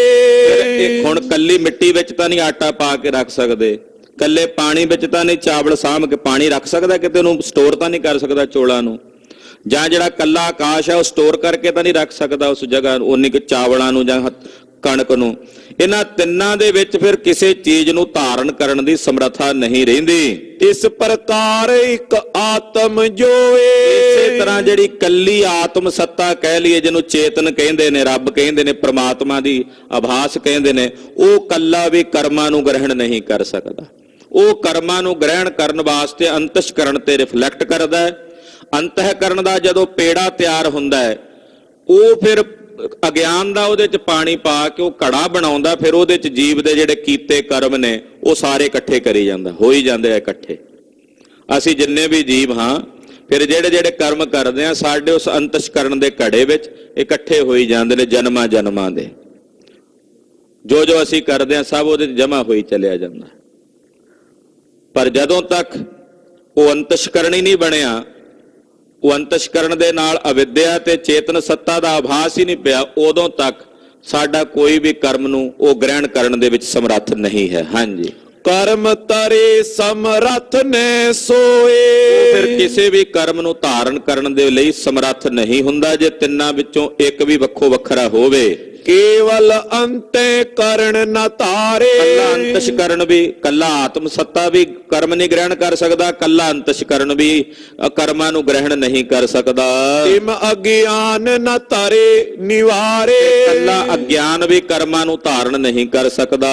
ਤੀਨੋਂ ਕੋ ਸੰਜੋਗ ਜਬ ਹੋਏ। ਇਸ ਕਰਕੇ ਜਦੋਂ ਇਹ ਤਿੰਨੇ ਇਕੱਠੇ ਹੁੰਦੇ ਨੇ, ਅੰਤਸ਼ਕਰਨ, ਚੇਤਨ ਸੱਤਾ ਤੇ ਅਗਿਆਨ, ਇਹ ਜਦੋਂ ਤਿੰਨੇ ਇਕੱਠੇ ਹੁੰਦੇ ਨੇ, ਕਰਮ ਤਰਨ ਸਮਰੱਥ ਹੈ ਸੋਏ। ਕਰਮਾਂ ਨੂੰ ਧਾਰਨ ਕਰਨ ਦੇ ਵਿੱਚ ਸਮਰੱਥ ਹੁੰਦੇ ਹਨ। ਅੰਤੈ ਕਰਨ ਰੂਪ ਤਰਕਸ਼ ਮੈਂ। ਹੁਣ ਅੱਗੇ ਕਹਿੰਦੇ ਆ ਵੀ ਜਿਹੜਾ ਅੰਤਸ਼ਕਰਨ ਹੈ ਇਹ ਪੱਥਾ ਹੈ ਤੀਰਾਂ ਦਾ। ਜਿਵੇਂ ਤੀਰਾਂ ਦਾ ਇੱਕ ਪੱਥਾ ਹੁੰਦਾ, ਏਦਾਂ ਸਾਡਾ ਜਿਹੜਾ ਅੰਤਸ਼ਕਰਨ ਹੈ ਇਹ ਤੀਰਾਂ ਦੇ ਪੱਥੇ ਵਾਂਗੂ ਜਾਣ ਲਓ। ਕਰਮ ਬਾਣ ਬਾਸਾ ਨਿਤ ਪ੍ਰਤ ਲੈ। ਇਹਦੇ ਵਿੱਚ ਕਰਮਾਂ ਰੂਪੀ ਜਿਹੜੇ ਤੀਰ ਨੇ ਉਹ ਹਮੇਸ਼ਾ ਰਹਿੰਦੇ, ਜਿਵੇਂ ਪੱਥੇ 'ਚ ਤੀਰ ਪਾਏ ਹੁੰਦੇ ਨੇ, ਇਸੇ ਤਰ੍ਹਾਂ ਸਾਡੇ ਅੰਤਸ਼ਕਰਨ ਦੇ ਵਿੱਚ ਸਾਡੇ ਜਿੰਨੇ ਵੀ ਕਰਮ ਨੇ ਉਹ ਤੀਰਾਂ ਦੇ ਸਮਾਨ ਰਹਿੰਦੇ ਹਨ। ਜੋ ਤਰਕਸ਼ ਤੇ ਤੀਰ ਨਿਕਾਰਾ। ਕਹਿੰਦੇ ਇੱਕ ਤੀਰ ਉਸ ਪੱਥੇ ਦੇ ਵਿੱਚੋਂ ਬਾਹਰ ਕੱਢ ਲਿਆ, ਐ ਚਿਤ ਨੁਖ ਛੂਟ ਚੱਲਿਓ ਅਗਾਰਾ। ਉਹਨੂੰ ਧਨਖ ਤੇ ਚਾੜ ਕੇ, ਤੰਦੀ ਤੇ ਚਾੜ ਕੇ ਛੱਡਿਆ, ਚਲਾਇਆ ਤੇ ਉਹ ਛੁੱਟ ਕੇ ਚਲਾ ਗਿਆ। ਆਪਣੋ ਬੇਗਸ ਸਭ ਹੀ ਕਰਕੇ। ਤੀਰ ਦਾ ਜਿੰਨਾ ਵੇਗ, ਜਿੰਨੇ ਬਲ ਨਾਲ ਉਹਨੂੰ ਛੱਡਿਆ ਹੁੰਦਾ ਹੈ, ਉਹਦਾ ਜਿੰਨਾ ਬਲ ਹੁੰਦਾ ਉਹ ਆਪਣਾ ਪੂਰੇ ਬਲ ਨਾਲ, ਮੰਨ ਲਓ ਅੱਧੇ ਕਿਲੋਮੀਟਰ ਤੱਕ ਉਹ ਗਿਆ, ਉੱਥੇ ਤੱਕ ਉਹਦਾ ਬਲ ਸੀ, ਉੱਥੇ ਜਾ ਕੇ ਫਿਰ ਉਹ ਜ਼ਮੀਨ ਤੇ ਡਿੱਗ ਪੈਂਦਾ ਹੈ।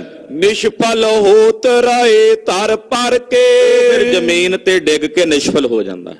ਜਿੰਨਾ ਉਹਦਾ ਜ਼ੋਰ ਸੀ ਆਪਣਾ ਉਹਨੇ ਲਾ ਲੈਂਦਾ, ਜਿੱਥੇ ਤੱਕ ਪਹੁੰਚਣ ਦਾ ਜ਼ੋਰ ਹੁੰਦਾ ਉੱਥੇ ਤੱਕ ਪਹੁੰਚ ਕੇ ਫਿਰ ਉਹ ਜ਼ਮੀਨ ਤੇ ਡਿੱਗ ਕੇ ਨਿਸ਼ਫਲ ਹੋ ਜਾਂਦਾ ਹੈ।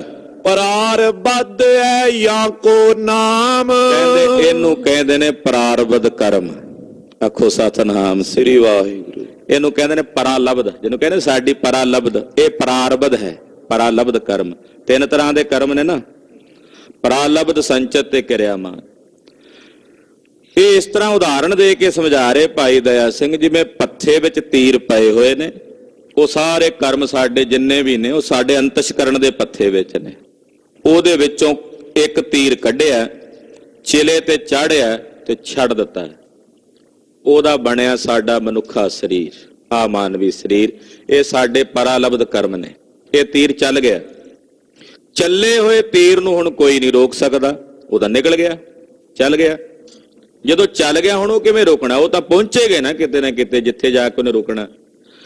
ਇਹ ਜਿਹੜੀ ਪਰਾਲਬਧ ਹੈ, ਸਾਨੂੰ ਪਰਾਲਬਧ ਦੀ ਸਾਡੀ ਇਹ ਦੇਹ ਮਿਲੀ ਹੈ। ਇੱਕ ਕਰਮ ਜਿਹੜੇ ਨੇ ਸਾਡੇ ਉਹ ਪਰਾਲਬਧ ਬਣ ਗਏ। ਉਹ ਪਰਾਲਬਧ ਜਿਹੜਾ ਤੀਰ, ਉਹ ਚੱਲੇ ਹੋਏ ਤੀਰ ਦੇ ਸਮਾਨ ਹੈ। ਦੇ ਫਲ ਸਭ ਕੋ ਹੋਏ ਵਿਰਾਮ, ਕਹਿੰਦੇ ਪਰਾਲਬਧ ਦਾ ਫਲ ਹਰ ਇੱਕ ਨੂੰ ਭੋਗਣਾ ਪੈਣਾ, ਤੇ ਭੋਗਣ ਤੋਂ ਬਾਅਦ ਹੀ ਉਹਨੇ ਵਿਰਾਮ ਕਰਨਾ। ਜਿੰਨਾ ਚਿਰ ਇਹ ਭੋਗਣਾ ਮਿਟਦਾ ਨਹੀਂ ਹੈ, ਪਰਾਲਬਧ ਮਿਟਦੀ ਨਹੀਂ ਹੈ, ਉਦੋਂ ਤੱਕ ਭੋਗ ਭੋਗਣੇ ਪੈਣੇ ਆ। ਸੰਸਾਰ ਦੇ ਦੁੱਖ ਸੁੱਖ ਜਿੰਨੇ ਪਰਾਲਬਧ ਦੇ ਮੁਤਾਬਕ ਬਣੇ ਨੇ ਉਹ ਭੋਗਣੇ ਹੀ ਪੈਣਗੇ। ਅੱਗੇ ਜਾ ਕੇ ਬਚਨ ਆਵੇਗਾ, ਉਹ ਗਿਆਨੀਆਂ ਨੂੰ ਵੀ ਭੋਗਣੇ ਪੈਂਦੇ ਤੇ ਅਗਿਆਨੀਆਂ ਨੂੰ ਵੀ ਭੋਗਣਾ ਪੈਂਦਾ। ਜਿਹੜੀ ਪਰਾਲਬਧ ਹੈ, ਪਰਾਲਬਧ ਹਰ ਇੱਕ ਨੂੰ ਭੋਗਣੀ ਪੈਂਦੀ ਹੈ। ਇਹਦੇ ਬਾਰੇ ਹੀ ਕਿਹਾ, ਭੋਗੇ ਬਿਨ ਨਾਸੇ ਨਹੀਂ ਕਰਮ ਗਤੀ ਬਲਵਾਨ। ਭੋਗੇ ਬਿਨ ਨਾਸੇ ਨਹੀਂ ਕਰਮ ਗਤੀ ਬਲਵਾਨ। ਗਹਿਣੋ ਕਰਮ ਗਤੀ, ਇਹ ਕਰਮ ਗਤੀ ਬੜੀ ਗਹਿਣ, ਬੜੀ ਡੂੰਗੀ ਹੈ ਪਰਾਲਬਧ। ਇਹ ਫਿਲਾਸਫੀ ਬੜੀ ਡੂੰਗੀ ਹੈ। ਪਰਾਲਬਧ ਤਾਂ ਭੋਗਣੀ ਪਵੇਗੀ, ਗਿਆਨੀ ਨੂੰ ਵੀ ਭੋਗਣੀ ਪਵੇਗੀ, ਅਗਿਆਨੀ ਨੂੰ ਵੀ ਭੋਗਣੀ ਪਵੇਗੀ। ਇਹਨੂੰ ਮਹਾਰਾਜ ਜੀ ਨੇ ਕਿਹਾ, ਲੇਖ ਨਾ ਮਿਟਈ ਹੈ ਸਖੀ ਜੋ ਲਿਖਿਆ ਕਰਤਾਰ। ਆਓ ਲੇਖ ਜਿਹੜੇ ਲਿਖੇ ਗਏ ਨੇ, ਜਿਹਦੀ ਪਰਾਲਬਧ ਬਣ ਗਈ ਹੈ, ਜਿਹੜਾ ਤੀਰ ਚਿਲੇ ਚੋਂ ਨਿਕਲ ਗਿਆ ਹੈ, ਉਹ ਤਾਂ ਹੁਣ ਆਪਣਾ ਫਲ ਦੇਵੇਗਾ ਹੀ ਦੇਵੇਗਾ ਨਾ। ਸਾਡੇ ਹੀ ਕੀਤੇ ਕਰਮਾਂ ਦੀ ਪਰਾਲਬਧ ਬਣੀ ਹੈ। ਇਹ ਨਹੀਂ ਵੀ ਕਿਸੇ ਦੂਜੇ ਨੇ ਕੀਤੇ ਸੀ ਤੇ ਉਹਦਾ ਫਲ ਸਾਨੂੰ ਮਿਲਿਆ। ਦੱਦਾ ਦੋਸ਼ ਨਾ ਦੇਊ ਕਿਸੈ, ਦੋਸ਼ ਕਰਮਾਂ ਆਪਣਿਆ, ਜੋ ਮੈਂ ਕੀਆ ਸੋ ਮੈਂ ਪਾਇਆ, ਦੋਸ਼ ਨਾ ਦੀਜੈ ਅਵਰ ਜਨਾ। ਉਹ ਸਾਡੇ ਕਰਮਾਂ ਦਾ ਹੀ ਫਲ ਹੈ। ਜਿਹੜਾ ਫਲ ਦੇ ਗਿਆ ਕਰਮ, ਯਾਨੀ ਕਿ ਜਿਸ ਦੀ ਪਰਾਲਬਧ ਬਣ ਗਈ ਹੈ, ਮਹਾਰਾਜ ਜੀ ਭਾਈ ਸਾਹਿਬ ਭਾਈ ਦਇਆ ਸਿੰਘ ਜੀ ਕਹਿੰਦੇ, ਉਹ ਤਾਂ ਹੁਣ ਫਲ ਦੇ ਕੇ ਹੀ ਵਿਰਾਮ ਲਵੇਗਾ ਨਾ। ਜਿੰਨਾ ਚਿਰ ਉਹਦੇ ਚ ਬਲ ਹੈ ਤੀਰ ਚ, ਜਦੋਂ ਚੱਲ ਗਿਆ, ਜਿੰਨਾ ਚਿਰ ਜ਼ੋਰ ਉਹਨੇ ਚੱਲੀ ਜਾਣਾ, ਜਦੋਂ ਦਾ ਜ਼ੋਰ ਖਤਮ ਹੋ ਜਾਣਾ ਫਿਰ ਉਹਨੇ ਡਿੱਗ ਜਾਣਾ। ਇਸ ਕਰਕੇ ਜਿਹੜੀ ਪਰਾਲਬਧ ਫਲ ਸਾਨੂੰ ਮਿਲ ਚੁੱਕਾ ਹੈ ਕਰਮ ਦਾ, ਇਹ ਉਦੋਂ ਤੱਕ ਸਾਨੂੰ ਭੋਗਣਾ ਪਵੇਗਾ ਜਦੋਂ ਤੱਕ ਇਸ ਦਾ ਵਿਰਾਮ ਨਹੀਂ ਹੋ ਜਾਂਦਾ, ਜਦੋਂ ਤੱਕ ਆ ਸਰੀਰ ਛੁੱਟ ਨਹੀਂ ਜਾਂਦਾ, ਉਦੋਂ ਤੱਕ ਉਹ ਪਰਾਲਬਧ ਦਾ ਕਰਮ ਭੋਗਣਾ ਪਵੇਗਾ। ਥਿਰ ਤਰਕਸ਼ ਮੈਂ ਜੇਤਕ ਬਾਨ, ਫਿਰ ਜਿਹੜੇ ਕੁਝ ਤੀਰ ਜਿਹੜੇ ਹਾਲੇ ਕਮਾਨ ਦੇ ਵਿੱਚ, ਉਹਦੇ ਵਿੱਚ ਹੀ ਨੇ, ਪੱਥੇ ਵਿੱਚ। ਇੱਕ ਤਾਂ ਚਲਾ ਦਿੱਤਾ, ਉਹਦਾ ਚੱਲ ਗਿਆ, ਉਹ ਤੇ ਬਣ ਗਈ ਪਰਾਲਬਧ। ਇੱਕ ਪੱਥੇ ਦੇ ਵਿੱਚ ਪਏ ਹੋਏ ਨੇ ਜਿਹੜੇ ਹਾਲੇ ਚਲਾਏ ਨਹੀਂ ਹਨ। ਤਿੰਨ ਕੋ ਸੰਚਿਤ ਨਾਮ ਬਖਾਨ, ਉਹਨੂੰ ਕਹਿੰਦੇ ਹਨ ਸੰਚਿਤ ਕਰਮ। ਉਹ ਸੰਚਿਤ ਕਰਮ ਨੇ, ਉਹ ਜਮਾ ਕਈ ਜਨਮਾਂ ਦੇ, ਉਹ ਸੰਚਿਤ ਪਏ ਹੋਏ ਨੇ, ਜਮਾ ਕੀਤੇ ਹੋਏ ਨੇ। ਧਨੁਸ਼ ਜਿਹੇ ਸੋ ਜੋਰਿਓ ਜੋਏ, ਇੱਕ ਤੀਰ ਹਾਲੇ ਕਮਾਨ ਦੀ ਤੰਦੀ ਤੇ ਰੱਖਿਆ, ਚਲਾਇਆ ਕੋਈ ਨਹੀਂ, ਹਾਲੇ ਰੱਖਿਆ ਹੋਇਆ ਤੰਦੀ ਦੇ ਉੱਤੇ, ਚਲਾਉਣਾ ਹੈ, ਹਾਲੇ ਰੱਖਿਆ ਹੋਇਆ। ਨਾਮ ਸੁਕਿਰਿਆ ਮਾਨ ਤਿਸ ਹੋਏ, ਉਹ ਜਿਹੜਾ ਚਲਾਇਆ ਨਹੀਂ, ਹਾਲੇ ਕੇਵਲ ਰੱਖਿਆ ਹੀ ਹੋਇਆ, ਉਹਨੂੰ ਕਹਿੰਦੇ ਨੇ ਕਿਰਿਆਮਾਨ। ਜਿਹੜਾ ਨਿਕਲ ਗਿਆ ਉਹ ਹੈ ਪਰਾਲਬਧ। ਜਿਹੜਾ ਚਿਲੇ ਤੇ ਰੱਖਿਆ ਹੋਇਆ ਹਾਲੇ ਚਲਾਇਆ ਨਹੀਂ ਹੈ, ਉਹਨੂੰ ਕਹਿੰਦੇ ਨੇ ਕਿਰਿਆਮਾਨ। ਤੇ ਜਿਹੜੇ ਪੱਥੇ ਦੇ ਵਿੱਚ ਜਮਾ ਪਏ ਨੇ ਤੀਰ, ਉਹਨੂੰ ਕਹਿੰਦੇ ਨੇ ਸੰਚਿਤ ਕਰਮ। ਇਹ ਤਿੰਨ ਪ੍ਰਕਾਰ ਦੇ ਕਰਮ ਨੇ। ਇਹ ਸਾਰੀ ਕਥਾ ਦਾ ਸਾਰ ਜਿਹੜਾ ਅੱਜ ਦੇ ਪ੍ਰਕਰਣ ਦਾ, ਇਹ ਮੋਟਾ ਜਿਹਾ ਇਹ ਸਮਝ ਲਓ ਵੀ ਇਹ ਤਿੰਨ ਤਰ੍ਹਾਂ ਦੇ ਕਰਮ ਨੇ ਜਿਹੜੇ ਸਾਡੇ ਅੰਤਸ਼ਕਰਨ ਦੇ ਵਿੱਚ ਨੇ। ਅੰਤਸ਼ਕਰਨ ਕੱਲਾ ਨਹੀਂ ਹੈ, ਅੰਤਸ਼ਕਰਨ ਨਾਲ ਅਗਿਆਨ ਹੈ। ਉਸ ਅੰਤਸ਼ਕਰਨ ਦੇ ਵਿੱਚ ਚੇਤਨ ਸੱਤਾ ਦਾ ਆਭਾਸ ਹੈ। ਉਹਦੇ ਵਿੱਚ ਉਹ ਸਾਰਾ ਪੱਥਾ ਕਹਿ ਸਕਦੇ ਆ, ਗੋਲ, ਉਹ ਸਾਰਾ ਪੱਥਾ ਹੈ ਜਿਹਦੇ ਵਿੱਚ ਕਰਮਾਂ ਦੇ ਤੀਰ ਪਏ ਹੋਏ ਨੇ। ਹਾਂਜੀ। ਜਿਨ ਕਰ ਮਨ ਕੋ ਦਿਓ ਸਰੀਰ। ਜਿਨ੍ਹਾਂ ਕਰਮਾਂ ਦਾ ਇਹ ਸਰੀਰ ਮਿਲ ਗਿਆ, ਜਿਹੜੇ ਕਰਮ, ਕਿਉਂਕਿ ਕੁਝ ਕਰਮ ਤਾਂ ਉਹਦਾ ਫਲ ਦੇ ਦਿੱਤਾ, ਉਹ ਤੀਰ ਨਿਕਲ ਗਿਆ ਨਾ, ਉਹਦਾ ਜਿਹੜਾ ਇਹ ਸਰੀਰ ਮਿਲਿਆ ਹੈ, ਪਰਾਰ ਬੱਧ ਸੋ ਜਾਨੋ ਧੀਰ। ਇਹ ਧੀਰ ਜੀ ਮਨੁੱਖੋ, ਇਹਨੂੰ ਤੁਸੀਂ ਸਮਝ ਲਓ ਵੀ ਇਹ ਤੁਹਾਡੀ ਪਰਾਲਬਧ ਹੈ। ਜਿਹੜੇ ਕਰਮਾਂ ਦਾ ਤੁਹਾਨੂੰ ਆ ਸਰੀਰ ਮਿਲਿਆ, ਤੁਹਾਨੂੰ ਆ ਸਾਰਿਆਂ ਨੂੰ, ਮੈਨੂੰ ਆ ਜਿਹੜਾ ਸਰੀਰ ਪ੍ਰਾਪਤ ਹੋਇਆ, ਇਹ ਸਾਡੇ ਕਰਮਾਂ ਦੀ ਜਿਹੜੀ ਪਰਾਲਬਧ ਬਣ ਗਈ, ਉਹ ਪਰਾਲਬਧ ਦਾ ਹੈ ਇਹ ਸਰੀਰ। ਇਹ ਪਰਾਲਬਧ ਦੇ ਮੁਤਾਬਕ ਸਾਨੂੰ ਪ੍ਰਾਪਤ ਹੈ। ਅਨੇਕ ਜਨਮ ਕੇ ਕਰੇ ਇਕੱਤਰ। ਕਰਮ ਕੱਲੇ ਇੱਕ ਜਨਮ ਦਾ ਤਾਂ ਨਹੀਂ ਸੀ, ਕਈ ਜਨਮਾਂ ਦੇ ਨੇ। ਜਿਹੜੇ ਕਈ ਜਨਮਾਂ ਦੇ ਇਕੱਠੇ ਕੀਤੇ ਹੋਏ ਕਰਮ ਨੇ, ਸੋ ਸੰਚਿਤ ਹੈ ਨਾਮ ਬਚਿੱਤਰ। ਕਹਿੰਦੇ ਉਹ ਜਮਾ ਨੇ ਹਾਲੇ ਪੱਥੇ ਦੇ ਵਿੱਚ, ਉਹ ਹਾਲੇ ਚੱਲ ਸਕਦੇ ਨੇ ਅੱਗੇ ਜਾ ਕੇ, ਉਹ ਚਲਾਏ ਜਾ ਸਕਦੇ ਨੇ, ਕਿਉਂਕਿ ਉਹਦੇ ਚੋਂ ਹਾਲੇ ਤਾਂ ਇੱਕੋ ਹੀ ਚੱਲਿਆ ਤੇ ਉਹਦਾ ਸਰੀਰ ਮਿਲ ਗਿਆ, ਬਾਕੀ ਤਾਂ ਵਿੱਚੇ ਹੀ ਪਏ ਨੇ। ਖਰੇ ਕਿੰਨੇ ਕੁ ਨੇ ਉਹ ਪੱਥਾ ਵੀ ਪਤਾ ਨਹੀਂ ਕਿੱਡਾ ਕੁ ਵੱਡਾ, ਤੇ ਕਿੰਨੇ ਕੁ ਤੀਰ ਨੇ, ਉਹ ਕਿੰਨੇ ਕਰਮ ਨੇ ਸਾਡੇ। ਇਸ ਕਰਕੇ ਕਹਿੰਦੇ ਉਹ ਤਾਂ ਨੇ ਸੰਚਿਤ, ਜਿਹੜੇ ਜਮਾ ਕੀਤੇ ਹੋਏ ਨੇ ਸਾਡੇ ਪਿਛਲੇ ਕਈ ਜਨਮਾਂ ਦੇ ਕੀਤੇ ਹੋਏ ਕਰਮ, ਉਹ ਸੰਚਿਤ ਕਰਮ ਨੇ, ਬਚਿੱਤਰ, ਬੜੇ ਅਚਰਜ ਹਨ। ਹਾਂਜੀ। ਕਿਰਿਆ ਹੋਤ ਨਿਤ ਜੁਤ ਅਭਿਮਾਨ। ਕਿਰਿਆਮਾਨ ਜਿਹੜੇ ਹੁਣ ਇਹ ਸਰੀਰ ਵਿੱਚ ਰਹਿ ਕੇ ਅਸੀਂ ਹੁਣ ਅੱਗੇ ਲਈ ਕਰ ਰਹੇ ਹਾਂ, ਹੁਣ ਜਿਹੜੇ ਕਰ ਰਹੇ ਹਾਂ, ਜਿਹੜੇ ਚਿਲੇ ਤੇ ਚਾੜੇ ਹੋਏ ਨੇ, ਬਸ ਚਲਾਏ ਨਹੀਂ ਹਨ ਹਲੇ, ਉਹ ਚਿਲੇ ਤੇ ਚਾੜੇ ਹੋਏ ਨੇ ਹਾਲੇ। ਉਹ ਪਰਾਲਬਧ ਦੇ ਮੁਤਾਬਕ ਅੱਗੇ ਜਿਹੜੇ ਨਾਲ ਨਾਲ ਅਸੀਂ ਕੰਟੀਨਿਊ ਕਰ ਰਹੇ ਹਾਂ, ਉਹਨੂੰ ਕਿਰਿਆਮਾਨ ਕਰਮ। ਕਿਰਿਆਮਾਨ ਕਰਮ ਕਿਹੜੇ ਨੇ? ਜਿਹੜੇ ਅਭਿਮਾਨ ਸਹਿਤ ਕੀਤੇ ਜਾਣ, ਮੈਂ ਕਰਦਾ, ਮੈਂ ਕੀਤਾ। ਜਿਸ ਕਰਮ ਨਾਲ ਮੈਂ ਬਿਰਤੀ ਜੋੜ ਕੇ ਕੋਈ ਵੀ ਕਰਮ ਕਰਦੇ ਹਾਂ, ਉਹ ਕਰਮ ਫਿਰ ਕਿਰਿਆਮਾਨ ਕਰਮ ਬਣ ਜਾਂਦਾ ਹੈ। ਕਿਰਿਆ ਮਾਨੇ ਜਾਨ ਸੁਜਾਨ। ਇਹ ਸੁਜਾਨ ਪੁਰਸ਼ੋ, ਸਿਆਣੇ ਪੁਰਸ਼ੋ, ਇਸ ਨੂੰ ਤੁਸੀਂ ਕਿਰਿਆਮਾਨ ਕਰਮ ਜਾਣੋ, ਜੋ ਇਸ ਸਰੀਰ ਦੇ ਵਿੱਚ ਰਹਿ ਕੇ ਹੁਣ ਤੁਸੀਂ ਕਰ ਰਹੇ ਹੋ। ਕਿਰਿਆ ਮਾਨ ਜੋ ਕਹਿਓ ਬਨਾਏ। ਜਿਹੜਾ ਇਹ ਕਿਰਿਆਮਾਨ ਕਰਮ ਕਿਹਾ ਗਿਆ ਹੈ, ਤ੍ਰੈ ਸੰਗਿਆ ਇਸ ਕੀ ਹੋਏ ਜਾਏ। ਅਸਲ ਵਿੱਚ ਕਿਰਿਆਮਾਨ ਹੀ ਸੰਚਿਤ ਬਣਦਾ ਹੈ ਤੇ ਫਿਰ ਸੰਚਿਤ ਹੀ ਪ੍ਰਾਰਬਧ ਬਣਦਾ ਹੈ। ਦਰਅਸਲ ਸ਼ੁਰੂਆਤ ਇੱਥੋਂ ਹੀ ਹੁੰਦੀ ਕਿਰਿਆਮਾਨ ਕਰਮਾਂ ਤੋਂ। ਤਦੇ ਤੇ ਮਹਾਰਾਜ ਜੀ ਕਹਿੰਦੇ, ਜੇ ਕੀਤਾ ਪਾਈਐ ਆਪਣਾ ਸਾ ਘਾਲ ਬੁਰੀ ਕਿਉਂ ਘਾਲੀਐ। ਜੇ ਆਪਣਾ ਕੀਤਾ ਪਾਣਾ ਪੈਂਦਾ ਤੇ ਫਿਰ ਕਿਉਂ ਬੁਰੀ ਘਾਲਣਾ ਘਾਲਦਾ। ਯਾਨੀ ਕਿ ਇਹ ਜਿਹੜੇ ਕਿਰਿਆਮਾਨ ਕਰਮ ਨੇ, ਇਹੀ ਸੰਚਿਤ ਬਣਦੇ ਨੇ, ਇਹੀ ਪ੍ਰਾਰਬਧ ਬਣਦੇ ਨੇ। ਇਸੇ ਦੀ ਅੱਗੇ ਸੰਗਿਆ ਸੰਚਿਤ ਹੋ ਜਾਂਦੀ, ਇਸੇ ਦੀ ਅੱਗੇ ਜਿਹੜੀ ਸੰਗਿਆ ਹੈ ਉਹ ਪ੍ਰਾਰਬਧ ਹੋ ਜਾਂਦੀ। ਕਿਵੇਂ ਹੁੰਦੀ ਆ ਉਹ ਵੀ ਉਦਾਹਰਣ ਦਿੰਦੇ ਨੇ। ਪ੍ਰਥਮ ਅਵਸਥਾ ਮੈਂ ਕਿਰਿਆਮਾਨ। ਕਰਮ ਸਭ ਤੋਂ ਪਹਿਲੀ ਅਵਸਥਾ ਵਿੱਚ ਕਿਰਿਆਮਾਨ ਹੁੰਦੇ ਨੇ। ਜਿਹੜੀ ਪਹਿਲੀ ਅਵਸਥਾ ਵਿੱਚ ਕੋਈ ਵੀ ਕਰਮ ਨੇ ਉਹ ਕਿਰਿਆਮਾਨ ਹੁੰਦੇ ਨੇ। ਦੁਤੀਏ ਮੈਂ ਸੰਚਿਤ ਏ ਜਾਨ। ਕਿਰਿਆਮਾਨ ਕਰਮ ਦੂਜੇ ਪੜਾਅ 'ਚ ਪਹੁੰਚ ਕੇ ਸੰਚਿਤ ਹੋ ਜਾਂਦੇ ਨੇ, ਜਮਾ ਹੋ ਜਾਂਦੇ ਨੇ। ਤ੍ਰਿਤੀ ਅਵਸਥਾ ਜਬ ਹੀ ਪਾਏ। ਜਦੋਂ ਉਹੀ ਸੰਚਿਤ ਨੂੰ ਫਿਰ ਤੀਸਰੀ ਅਵਸਥਾ ਵਿੱਚ ਚਿਲੇ ਤੇ ਚਾੜ ਕੇ ਚਲਾਣਾ ਹੁੰਦਾ ਹੈ, ਪ੍ਰਾਰਬਧ ਸੰਗਿਆ ਹੋਏ ਜਾਏ। ਉਸੇ ਨੂੰ ਪ੍ਰਾਰਬਧ ਕਹਿ ਦਿੱਤਾ ਜਾਂਦਾ। ਉਹ ਫਿਰ ਪ੍ਰਾਰਬਧ ਕਰਮ ਹੋ ਜਾਂਦੇ ਨੇ। ਜਿਮ ਇੱਕ ਕਾਲ ਭਵਿੱਖ ਤੋਏ। ਮਹਾਰਾਜ ਭਾਈ ਦਇਆ ਸਿੰਘ ਉਦਾਹਰਣ ਦਿੰਦੇ, ਕਹਿੰਦੇ ਜਿਵੇਂ ਆ ਭਵਿੱਖ ਤਾਂ ਆਪਾਂ ਕਹਿੰਦੇ ਜਿਹੜੀ ਕੱਲ ਆਉਣੀ ਹੈ, ਕੱਲ ਭਵਿੱਖ, ਕੱਲ ਦੇ ਸਮੇਂ ਨੂੰ ਆਪਾਂ ਭਵਿੱਖ ਕਹਿੰਦੇ ਆ ਨਾ। ਭਵਿੱਖ ਕਹਿੰਦੇ ਜਿਵੇਂ ਸਮਾਂ ਹੁੰਦਾ ਨਾ, ਕੱਲ ਦਾ 3 ਸਮੇਂ ਹੁੰਦੇ ਆ, ਬੀਤ ਚੁੱਕਾ, ਹੁਣ ਚੱਲ ਰਿਹਾ, ਵਰਤਮਾਨ ਤੇ ਆਉਣ ਵਾਲਾ ਭਵਿੱਖ। ਇਹ ਜਿਹੜਾ ਭਵਿੱਖ ਹੈ, ਬੋਰੋ ਵਰਤਮਾਨ ਐਸੋਏ। ਉਹੀ ਭਵਿੱਖ ਨੇ ਵਰਤਮਾਨ ਬਣ ਜਾਣਾ। ਜਦੋਂ ਕੱਲ ਆ ਜਾਣੀ ਹੈ ਤਾਂ ਵਰਤਮਾਨ ਹੋ ਗਈ। ਹੁਣ ਉਹ ਕੱਲ ਸਾਡੇ ਲਈ ਭਵਿੱਖ ਹੈ। ਉਹ ਭਵਿੱਖ ਜਦੋਂ ਕੱਲ ਆ ਜਾਣਾ, ਕੱਲ ਦਾ ਸੂਰਜ ਚੜ ਜਾਣਾ, ਤੇ ਉਹ ਸਾਡੇ ਲਈ ਉਹ ਭਵਿੱਖ ਨੇ ਵਰਤਮਾਨ ਬਣ ਜਾਣਾ। ਸੋਈ ਕਾਲ ਭੂਤ ਹੋਏ ਜਾਏ। ਉਹ ਦਿਨ ਜਦੋਂ ਬੀਤ ਜਾਣਾ, ਰਹਿਣਾ ਤਾਂ ਨਹੀਂ, ਕਿਉਂਕਿ ਜੋ ਦਿਨ ਆਵੇ ਸੋ ਦਿਨ ਜਾਹੀ, ਉਹ ਦਿਨ ਨੇ ਬੀਤਣਾ। ਉਹ ਵਰਤਮਾਨ ਦਾ ਸਮਾਂ ਜਦੋਂ ਬੀਤ ਗਿਆ ਤੇ ਫਿਰ ਉਹਨੇ ਬੀਤੀ ਹੋਈ ਕੱਲ ਬਣ ਜਾਣਾ, ਉਹਨੂੰ ਭੂਤ ਕਾਲ ਕਹਿ ਦਿੱਤਾ ਜਾਂਦਾ। ਸਮਾਂ ਤਾਂ ਉਹੀ ਹੈ ਨਾ।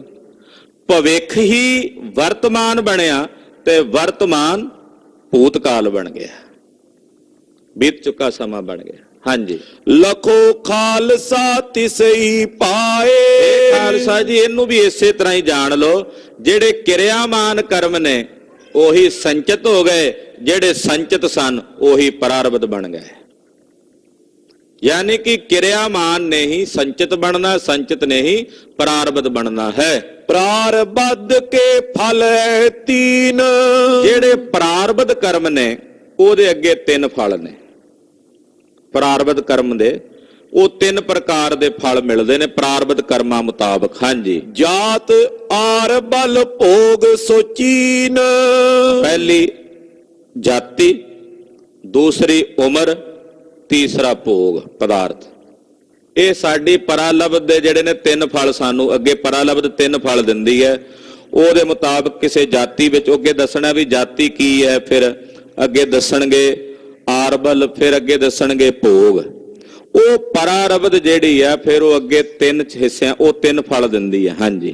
ਸੁਰ ਨਰ ਆਦ ਚਰ ਅਚਰ ਦੇਹ, ਹੁਣ ਜਾਤੀ ਚੱਲੀ ਹੈ ਇੱਥੋਂ। ਸੁਰ, ਮਨੁੱਖ, ਜੜ, ਚੇਤਨ। ਜੜ ਜਿਵੇਂ ਪੱਥਰ ਆਦਿਕ ਨੇ, ਚੇਤਨ ਚੀਜ਼ਾਂ ਟੁਰਦੀਆਂ ਫਿਰਦੇ ਜੀਵ ਨੇ, ਇਹ ਜਿੰਨੇ ਵੀ ਹਨ। ਉੱਤਮ ਮੱਧਮ ਅਦਮ ਅਛੇ, ਉੱਤਮ ਪੁਰਸ਼, ਮੱਧਮ ਤੇ ਫਿਰ ਜਿਹੜੇ ਅਧਮ ਨੀਵੇਂ ਨੇ, ਅਛੇ ਇੱਕ ਰਸ, ਇਹ ਜਿੰਨੇ ਵੀ ਜੀਵ ਨੇ ਇਹ ਸਾਰੇ ਜਾਤੀਆਂ ਕਰਕੇ ਇਹ ਪ੍ਰਾਰਬਧ ਦੇ ਮੁਤਾਬਕ ਕਿਸੇ ਨੂੰ ਦੇਵਤੇ ਦੀ ਜੋਨੀ ਮਿਲ ਜਾਂਦੀ, ਕਿਸੇ ਦੇ ਚੰਗੇ ਕਰਮ ਹੋਣ ਕਹਿੰਦੇ ਤਾਂ ਦੇਵਤਾ ਬੰਦਾ ਜੀ, ਉਹਦੀ ਪ੍ਰਾਰਬਧ ਦੇਵਤਿਆਂ ਵਾਲੇ। ਕੋਈ ਸਧਾਰਨ ਮਨੁੱਖਾਂ, ਕੋਈ ਉੱਤਮ ਸੁਭਾਅ ਵਾਲੇ ਉਹ ਉੱਤਮ, ਕੋਈ ਮੱਧਮ ਵਾਲੇ, ਕੋਈ ਨੀਚ ਵੀ ਹੁੰਦੇ ਨੇ।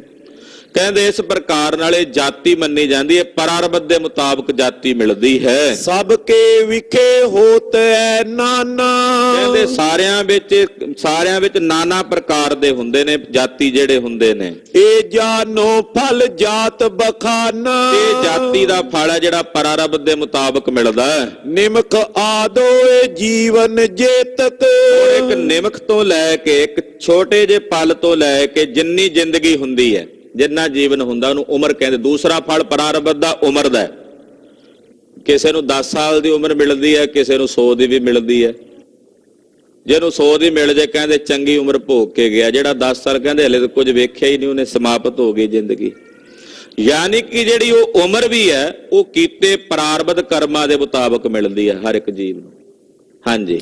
ਆਰ ਬਲਾ ਫਲ ਜਾਨੋ ਤੇਤਕ, ਇਹ ਉਮਰ ਦਾ ਫਲ ਹੈ ਜੇਤਕ। ਜਿੰਨੀ ਵੀ ਸਾਨੂੰ ਅਵਧੀ ਮਿਲੀ ਹੈ 30 ਸਾਲ 40 ਸਾਲ 50 ਸਾਲ 60 ਸਾਲ, ਜਿੰਨੀ ਵੀ ਉਮਰ ਵਾਹਿਗੁਰੂ ਨੇ ਸਾਨੂੰ ਦਿੱਤੀ ਹੈ ਉਹ ਪ੍ਰਾਰਬਧ। ਕਿਉਂਕਿ ਤੀਰ ਚੱਲਿਆ ਕਿੰਨੇ ਕੀ ਪਾਵਰ ਨਾਲ ਚੱਲਿਆ ਹੋਇਆ, ਉਹ ਅੱਧੇ ਕਿਲੋਮੀਟਰ ਤੇ ਰੁਕਦਾ ਹੈ, ਉਹ 400 ਮੀਟਰ ਤੇ ਰੁਕਦਾ, 500 ਤੇ ਰੁਕਦਾ, 1000 ਤੇ ਰੁਕਦਾ, 2000 ਤੇ ਰੁਕਦਾ। ਇਸ ਕਰਕੇ ਉਹ ਵਾਹਿਗੁਰੂ ਨੇ ਜਿਹੜੀ ਉਹ ਪ੍ਰਾਰਬਧ ਦਾ ਤੀਰ ਛੱਡਿਆ ਹੋਇਆ ਨਾ ਸਾਡੀ ਉਮਰ ਦਾ, ਸਾਡੇ ਕਰਮਾਂ ਮੁਤਾਬਕ, ਉਹਦਾ ਫਲ ਉਮਰ ਦਾ ਜਿਹੜਾ ਉਹ ਸਾਨੂੰ ਉਹਦੇ ਮੁਤਾਬਕ ਹੀ ਮਿਲਣਾ ਵੀ ਕਿੰਨੇ ਜ਼ੋਰ ਨਾਲ ਛੱਡਿਆ। 50 ਸਾਲ ਉਮਰ ਮਿਲਦੀ ਹੈ ਕਿ 100 ਮਿਲਦੀ ਹੈ, 70 ਮਿਲਦੀ ਹੈ ਕਿ 60 ਮਿਲਦੀ ਹੈ, ਇਹ ਤਾਂ ਪਰਮੇਸ਼ਰ ਜਾਣੇ। ਹਾਂਜੀ। ਦੁੱਖ ਸੁਖ ਕੋ ਜੋ ਅਨੁਭਵ ਰੂਪ, ਤੀਸਰਾ ਭੋਗ ਹੈ ਜਿਵੇਂ ਦੁੱਖ ਤੇ ਸੁੱਖ ਦਾ ਅਨੁਭਵ ਕਰਨਾ। ਬ੍ਰਿਧ ਕਿਦੋਂ ਲਘੂ ਕਰਨੇ ਅਨੂਪ, ਬਹੁਤ ਵੱਡੇ ਪੁਰਸ਼ ਹੋਣਾ ਜਾਂ ਬਹੁਤ ਸਧਾਰਨ ਜੇ ਮਨੁੱਖ ਹੋਣਾ, ਦਰਮਿਆਨੇ ਜੇ ਜਾਂ ਬਿਲਕੁਲ ਹੀ ਨੀਵੇਂ, ਇਹ ਵੀ ਪ੍ਰਾਰਬਧ ਦਾ ਹੀ ਫਲ ਹੈ। ਕਿਸੇ ਨੂੰ ਕਿੰਨੀ ਵਡਿਆਈ ਦਿੱਤੀ ਹੋਈ ਹੁੰਦੇ ਤਾਂ ਉਹ ਵੀ ਦੋ ਪੈਰਾਂ ਵਾਲੇ ਬੰਦੇ ਹੀ ਨੇ ਨਾ, ਕਿਸੇ ਨੂੰ ਕੋਈ ਵਡਿਆਈ ਨਹੀਂ, ਵਿਚਾਰੇ ਆਮ ਬੰਦੇ ਸਧਾਰਨ ਵਾਂਗੂ ਫਿਰਦੇ ਆ। ਕੋਈ ਬਿਲਕੁਲ ਹੀ ਵਿਚਾਰੇ ਨੀਮ ਗਲੀਆਂ ਦੇ ਕੀੜੇ ਹੀ ਬਣੇ ਹੋਏ ਨੇ। ਉਹਦੀ ਪ੍ਰਾਰਬਧ ਦੇ ਮੁਤਾਬਕ ਹੀ ਉਹਨੂੰ ਭੋਗ ਜਿਹੜੀ ਜੂਨੀ ਆ ਉਹ ਪ੍ਰਾਪਤ ਹੋਈ ਹੋਈ ਹੈ। ਭੋਗ ਇਹਨੂੰ ਕਹਿੰਦੇ ਆ। ਹਾਂਜੀ। ਇਸ ਕੋ ਨਾਮ ਭੋਗ ਬੁੱਧ ਕਹੇ, ਇਸ ਨੂੰ ਭੋਗ ਕਹਿੰਦੇ ਨੇ, ਬੁੱਧੀ ਜਾਨਾ। ਇਹ ਵੀ ਪ੍ਰਾਰਬਧ ਦੇ ਤਿੰਨ ਕਰਮ ਦੱਸੇ ਨੇ। ਜਾਤੀ, ਕਿਸੇ ਜਾਤ ਵਿੱਚ ਤੁਹਾਨੂੰ ਜਨਮ ਮਿਲਦਾ, ਉੱਤਮ ਜਾਤੀ, ਮੱਧਮ ਜਾਤੀ, ਕਨਿਸ਼ਟ ਜਾਤੀ, ਉਹ ਦੇਵਤੇ ਦੀ ਜੂਨੀ ਮਿਲਦੀ ਹੈ, ਦਾਨਵ ਦੀ ਮਿਲਦੀ, ਮਨੁੱਖੀ ਸਰੀਰ ਵਿੱਚ ਹੀ ਦਾਨਵ ਨੇ, ਮਨੁੱਖੀ ਸਰੀਰ 'ਚ ਹੀ ਦੇਵਤੇ ਨੇ। ਤੋ ਉਹ ਪ੍ਰਾਰਬਧ ਦਾ ਫਲ ਹੈ। ਫਿਰ ਦੂਸਰਾ ਫਲ ਹੈ ਉਮਰ ਦਾ, ਉਹ ਵੀ ਪ੍ਰਾਰਬਧ ਦੇ ਮੁਤਾਬਕ ਹੀ ਮਿਲਣੀ। ਤੀਸਰਾ ਭੋਗ, ਵਡਿਆਈ ਮਿਲਣੀ, ਨਾ ਮਿਲਣੀ, ਦਰਮਿਆਨੇ ਜੇ ਹੋ ਕੇ ਮੱਧਮ ਜੇ ਹੋ ਕੇ ਵਿੱਚ, ਇਹ ਵੀ ਪਰਾਲਬਧ ਦੇ ਮੁਤਾਬਕ ਹੀ ਜੀਵ ਨੂੰ ਪ੍ਰਾਪਤ ਹੁੰਦੇ ਨੇ। 3 ਕਰਮ ਨੇ। ਹਾਂਜੀ। 14 ਲੋਕ ਵਿਖੇ ਜਨ ਲਹੈ। 14 ਲੋਕਾਂ ਦੇ ਵਿੱਚ ਸਾਰੇ ਸੰਸਾਰ ਦੇ ਜੀਵਾਂ ਨੂੰ ਇਹ ਇੱਕ ਸਮਾਨ ਮਿਲਦੇ ਹਨ। ਦਵੈਜੇ ਕਰਮ ਸੰਚਿਤ ਕਿਰਿਆਮਾਨ। ਜਿਹੜੇ 2 ਤਰ੍ਹਾਂ ਦੇ ਹੋਰ ਕਰਮ ਦੱਸੇ ਨੇ, ਸੰਚਿਤ ਤੇ ਕਿਰਿਆਮਾਨ। ਆਤਮ ਗਿਆਨੀ ਕੇ ਹੋਏ ਹਾਨ। ਹੁਣ ਕੋਈ ਪੁੱਛੇ ਵੀ ਜੇ ਕਰਮ ਨਸ਼ਟ ਹੀ ਨਹੀਂ ਹੁੰਦੇ ਤੇ ਫਿਰ ਰੱਬ ਰੱਬ ਕਰਨ ਦਾ ਕੀ ਫਾਇਦਾ? ਭਾਈ ਸਾਹਿਬ ਕਹਿੰਦੇ ਪਰਾਲਬਧ ਨਸ਼ਟ ਨਹੀਂ ਹੁੰਦੇ, ਪਰ ਜਿਹੜੇ ਸੰਚਿਤ ਤੇ ਕਿਰਿਆਮਾਨ ਨੇ ਉਹ ਆਤਮ ਗਿਆਨੀਆਂ ਦੇ ਨਸ਼ਟ ਹੋ ਜਾਂਦੇ ਨੇ। ਪੱਥੇ ਵਿੱਚ ਪਏ ਤੀਰ ਤੋੜ ਦਿਓ, ਕਿਸੇ ਕੰਮ ਦੇ ਨਹੀਂ। ਚਿਲੇ ਤੇ ਚੜ੍ਹਿਆ ਉਹ ਵੀ ਤੋੜ ਦਿਓ, ਉਹਨੇ ਵੀ ਨਹੀਂ ਫਲ ਦੇਣਾ। ਉਹ ਜਿਹੜਾ ਚੱਲ ਗਿਆ ਉਹਨੇ ਤਾਂ ਦੇਣਾ ਹੀ ਹੈ ਨਾ। ਜਿਹੜੇ ਜਮਾ ਨੇ ਜਾਂ ਫਿਰ ਜਿਹੜੇ ਕਿਰਿਆਮਾਨ ਅੱਗੇ ਹੋ ਰਹੇ ਨੇ, ਮਹਾਰਾਜ ਜੀ ਕਹਿੰਦੇ ਆਤਮ ਗਿਆਨੀ ਦੇ ਸੰਚਿਤ ਤੇ ਕਿਰਿਆਮਾਨ ਕਰਮ ਨਸ਼ਟ ਹੋ ਜਾਂਦੇ ਨੇ। ਆਹ ਫਾਇਦਾ ਬੰਦਗੀ ਦਾ, ਭਜਨ ਦਾ, ਗੁਰੂ ਸ਼ਰਨ ਵਿੱਚ ਆਉਣ ਦਾ। ਹਾਂਜੀ। ਜਿਮ ਤਰਕਸ਼ ਮੈਂ ਸਰਸੋ ਮਿਟਾਏ। ਪੱਥੇ ਵਿੱਚ ਪਏ ਤੀਰ ਸਾੜੇ ਜਾ ਸਕਦੇ ਨੇ। ਤਰਿਓ ਪਨਚ ਪਰ ਸੋਪ ਹਟਾਏ। ਜਿਹੜਾ ਤੰਦੀ ਤੇ ਚਾੜਿਆ ਹੋਇਆ ਉਹ ਵੀ ਸਾੜਿਆ ਜਾ ਸਕਦਾ ਹੈ। ਪ੍ਰਾਰਬਧ ਜੋ ਛੁਟਿਓ ਸੋ ਬਾਣ। ਪਰ ਜਿਹੜੀ ਪਰਾਲਬਧ ਆ ਉਹ ਤਾਂ ਛੁੱਟਿਆ ਹੋਇਆ ਬਾਣ ਹੈ। ਤਿਸ ਕੋ ਕਰ ਨ ਸਕੇ ਕੋ ਹਾਨ। ਉਹਨੂੰ ਕੋਈ ਨਹੀਂ ਨਾਸ ਕਰ ਸਕਦਾ। ਅੱਗੇ ਤੱਗੇ ਕੈ ਇੱਕ ਸਮ ਹੋਏ। ਅਗਿਆਨੀ ਤੇ ਗਿਆਨੀ ਦੋਨਾਂ ਨੂੰ ਇੱਕ ਸਮਾਨ ਹੀ ਭੋਗਣੇ ਪੈਂਦੇ ਆ। ਕਈ ਵਾਰੀ ਬੜੇ ਬੜੇ ਮਹਾਂਪੁਰਸ਼ਾਂ ਦੇ ਉੱਤੇ, ਆਤਮ ਗਿਆਨੀਆਂ ਤੇ ਵੀ ਕਸ਼ਟ ਆਉਂਦੇ ਆ ਸਰੀਰ ਤੇ। ਆਪਾਂ ਕਹਿੰਦੇ ਵੇਖੋ ਜੀ ਇੰਨੇ ਰੱਬ ਦੇ ਭਗਤ ਨੇ, ਇਹਨਾਂ ਨੂੰ ਵੀ ਇੰਨਾ ਕਸ਼ਟ ਆਇਆ ਹੋਇਆ। ਉਹ ਪਰਾਲਬਧ ਹੈ, ਉਹਨਾਂ ਨੂੰ ਵੀ ਭੋਗਣੀ ਪੈਣੀ ਹੈ। ਪਰ ਉਹਨਾਂ ਦੇ ਅੱਗੇ ਵਾਸਤੇ ਰਾਹ ਸਾਫ਼ ਨੇ। ਸੰਚਿਤ ਵੀ ਖਤਮ ਨੇ, ਕਿਰਿਆਮਾਨ ਵੀ। ਅਸੀਂ ਸੰਚਿਤ ਵੀ ਲਈ ਫਿਰਨੇ ਆ, ਕਿਰਿਆਮਾਨ ਵੀ ਲਈ ਫਿਰਨੇ ਆ। ਹਾਲੇ ਉਹ ਇੱਕ ਦਾ ਜਿਹੜਾ ਤੀਰ ਚੱਲਿਆ ਉਹ ਨਹੀਂ ਸਾਡੇ ਕੋਲ ਬਰਦਾਸ਼ਤ ਪਿਆ ਹੁੰਦਾ। ਹਾਲੇ ਹੋਰ ਪਤਾ ਨਹੀਂ ਕਿੰਨੇ ਕੁ ਚੱਲਣੇ ਆ। ਜੇ ਨਾ ਬੰਦੇ ਬਣੇ ਤਾਂ, ਨਾ ਆਤਮ ਗਿਆਨ ਤੱਕ ਪਹੁੰਚੇ ਤੇ ਉਹ ਫਿਰ ਹੋਰ ਵੀ ਸਾਰੇ ਚੱਲਣੇ ਆ। ਪਤਾ ਨਹੀਂ ਕਿੰਨੇ ਕੁ ਤੀਰ, ਉਹ ਕਿੰਨੇ ਕੁ ਪਰਾਲਬਧ ਉਹਨਾਂ ਨੇ ਹੀ ਬਣਨਾ ਨਾ। ਪਰ ਆਤਮ ਗਿਆਨੀ ਆਪਣੇ ਕਰਮ ਨਾਲ ਨਾਲ ਨਿਬੇੜੀ ਜਾਂਦੇ ਨੇ, ਸੰਚਿਤ ਵੀ ਤੇ ਕਿਰਿਆਮਾਨ ਵੀ। ਪਰ ਪਰਾਰਬਧ ਗਿਆਨੀਆਂ ਨੂੰ ਵੀ ਭੋਗਣੀ ਪੈਂਦੀ ਹੈ ਤੇ ਅਗਿਆਨੀਆਂ ਨੂੰ ਵੀ ਭੋਗਣੀ ਪੈਂਦੀ ਹੈ।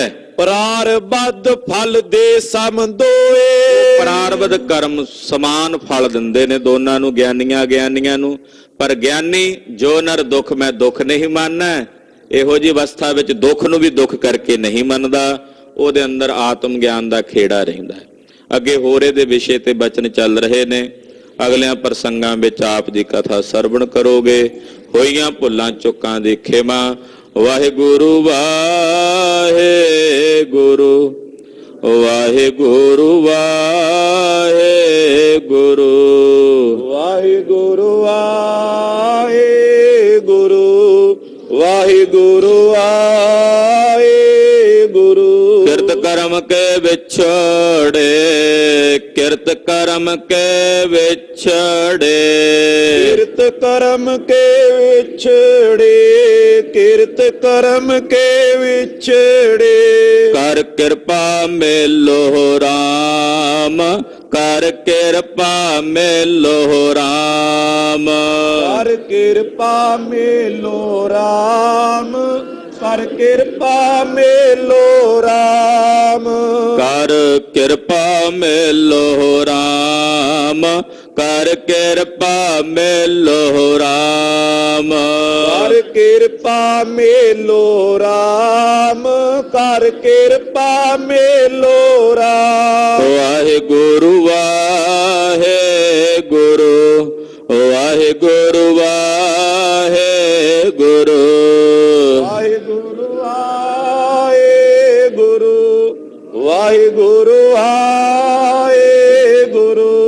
ਹੇ ਅਚੁੱਤ ਹੈ ਪਾਰ ਬ੍ਰਹਮ, ਅਬਨਾਸੀ ਅਬਨਾਸੀ। ਹੇ ਪੂਰਨ ਹੈ ਸਰਬ ਮੈਂ, ਪੰਜਨ ਗੁਣਤਾਸ। ਹੇ ਸੰਗੀ ਹੈ ਨਿਰੰਕਾਰ, ਏ ਨਿਰਗੁਣ ਸਭ ਟੇਕ। ਹੇ ਗੋਬਿੰਦ ਹੈ ਗੁਣ ਨਿਧਾਨ, ਜਾਂ ਕੇ ਸਦਾ ਵਿਵੇਕ। ਹੇ ਅਪਰੰਪਰ ਹਰ ਹਰੇ, ਹੈ ਪੀਓ ਅਣਾਰ। ਹੇ ਸੰਤਹ ਕੈ ਸਦਾ ਸੰਗ, ਧਾਰਾ ਆਧਾਰ। ਹੇ ਠਾਕੁਰ ਹਉ ਦਾਸਰੋ, ਮੈਂ ਨਿਰਗੁਣ ਗੁਣ ਨਹੀਂ ਕੋਏ।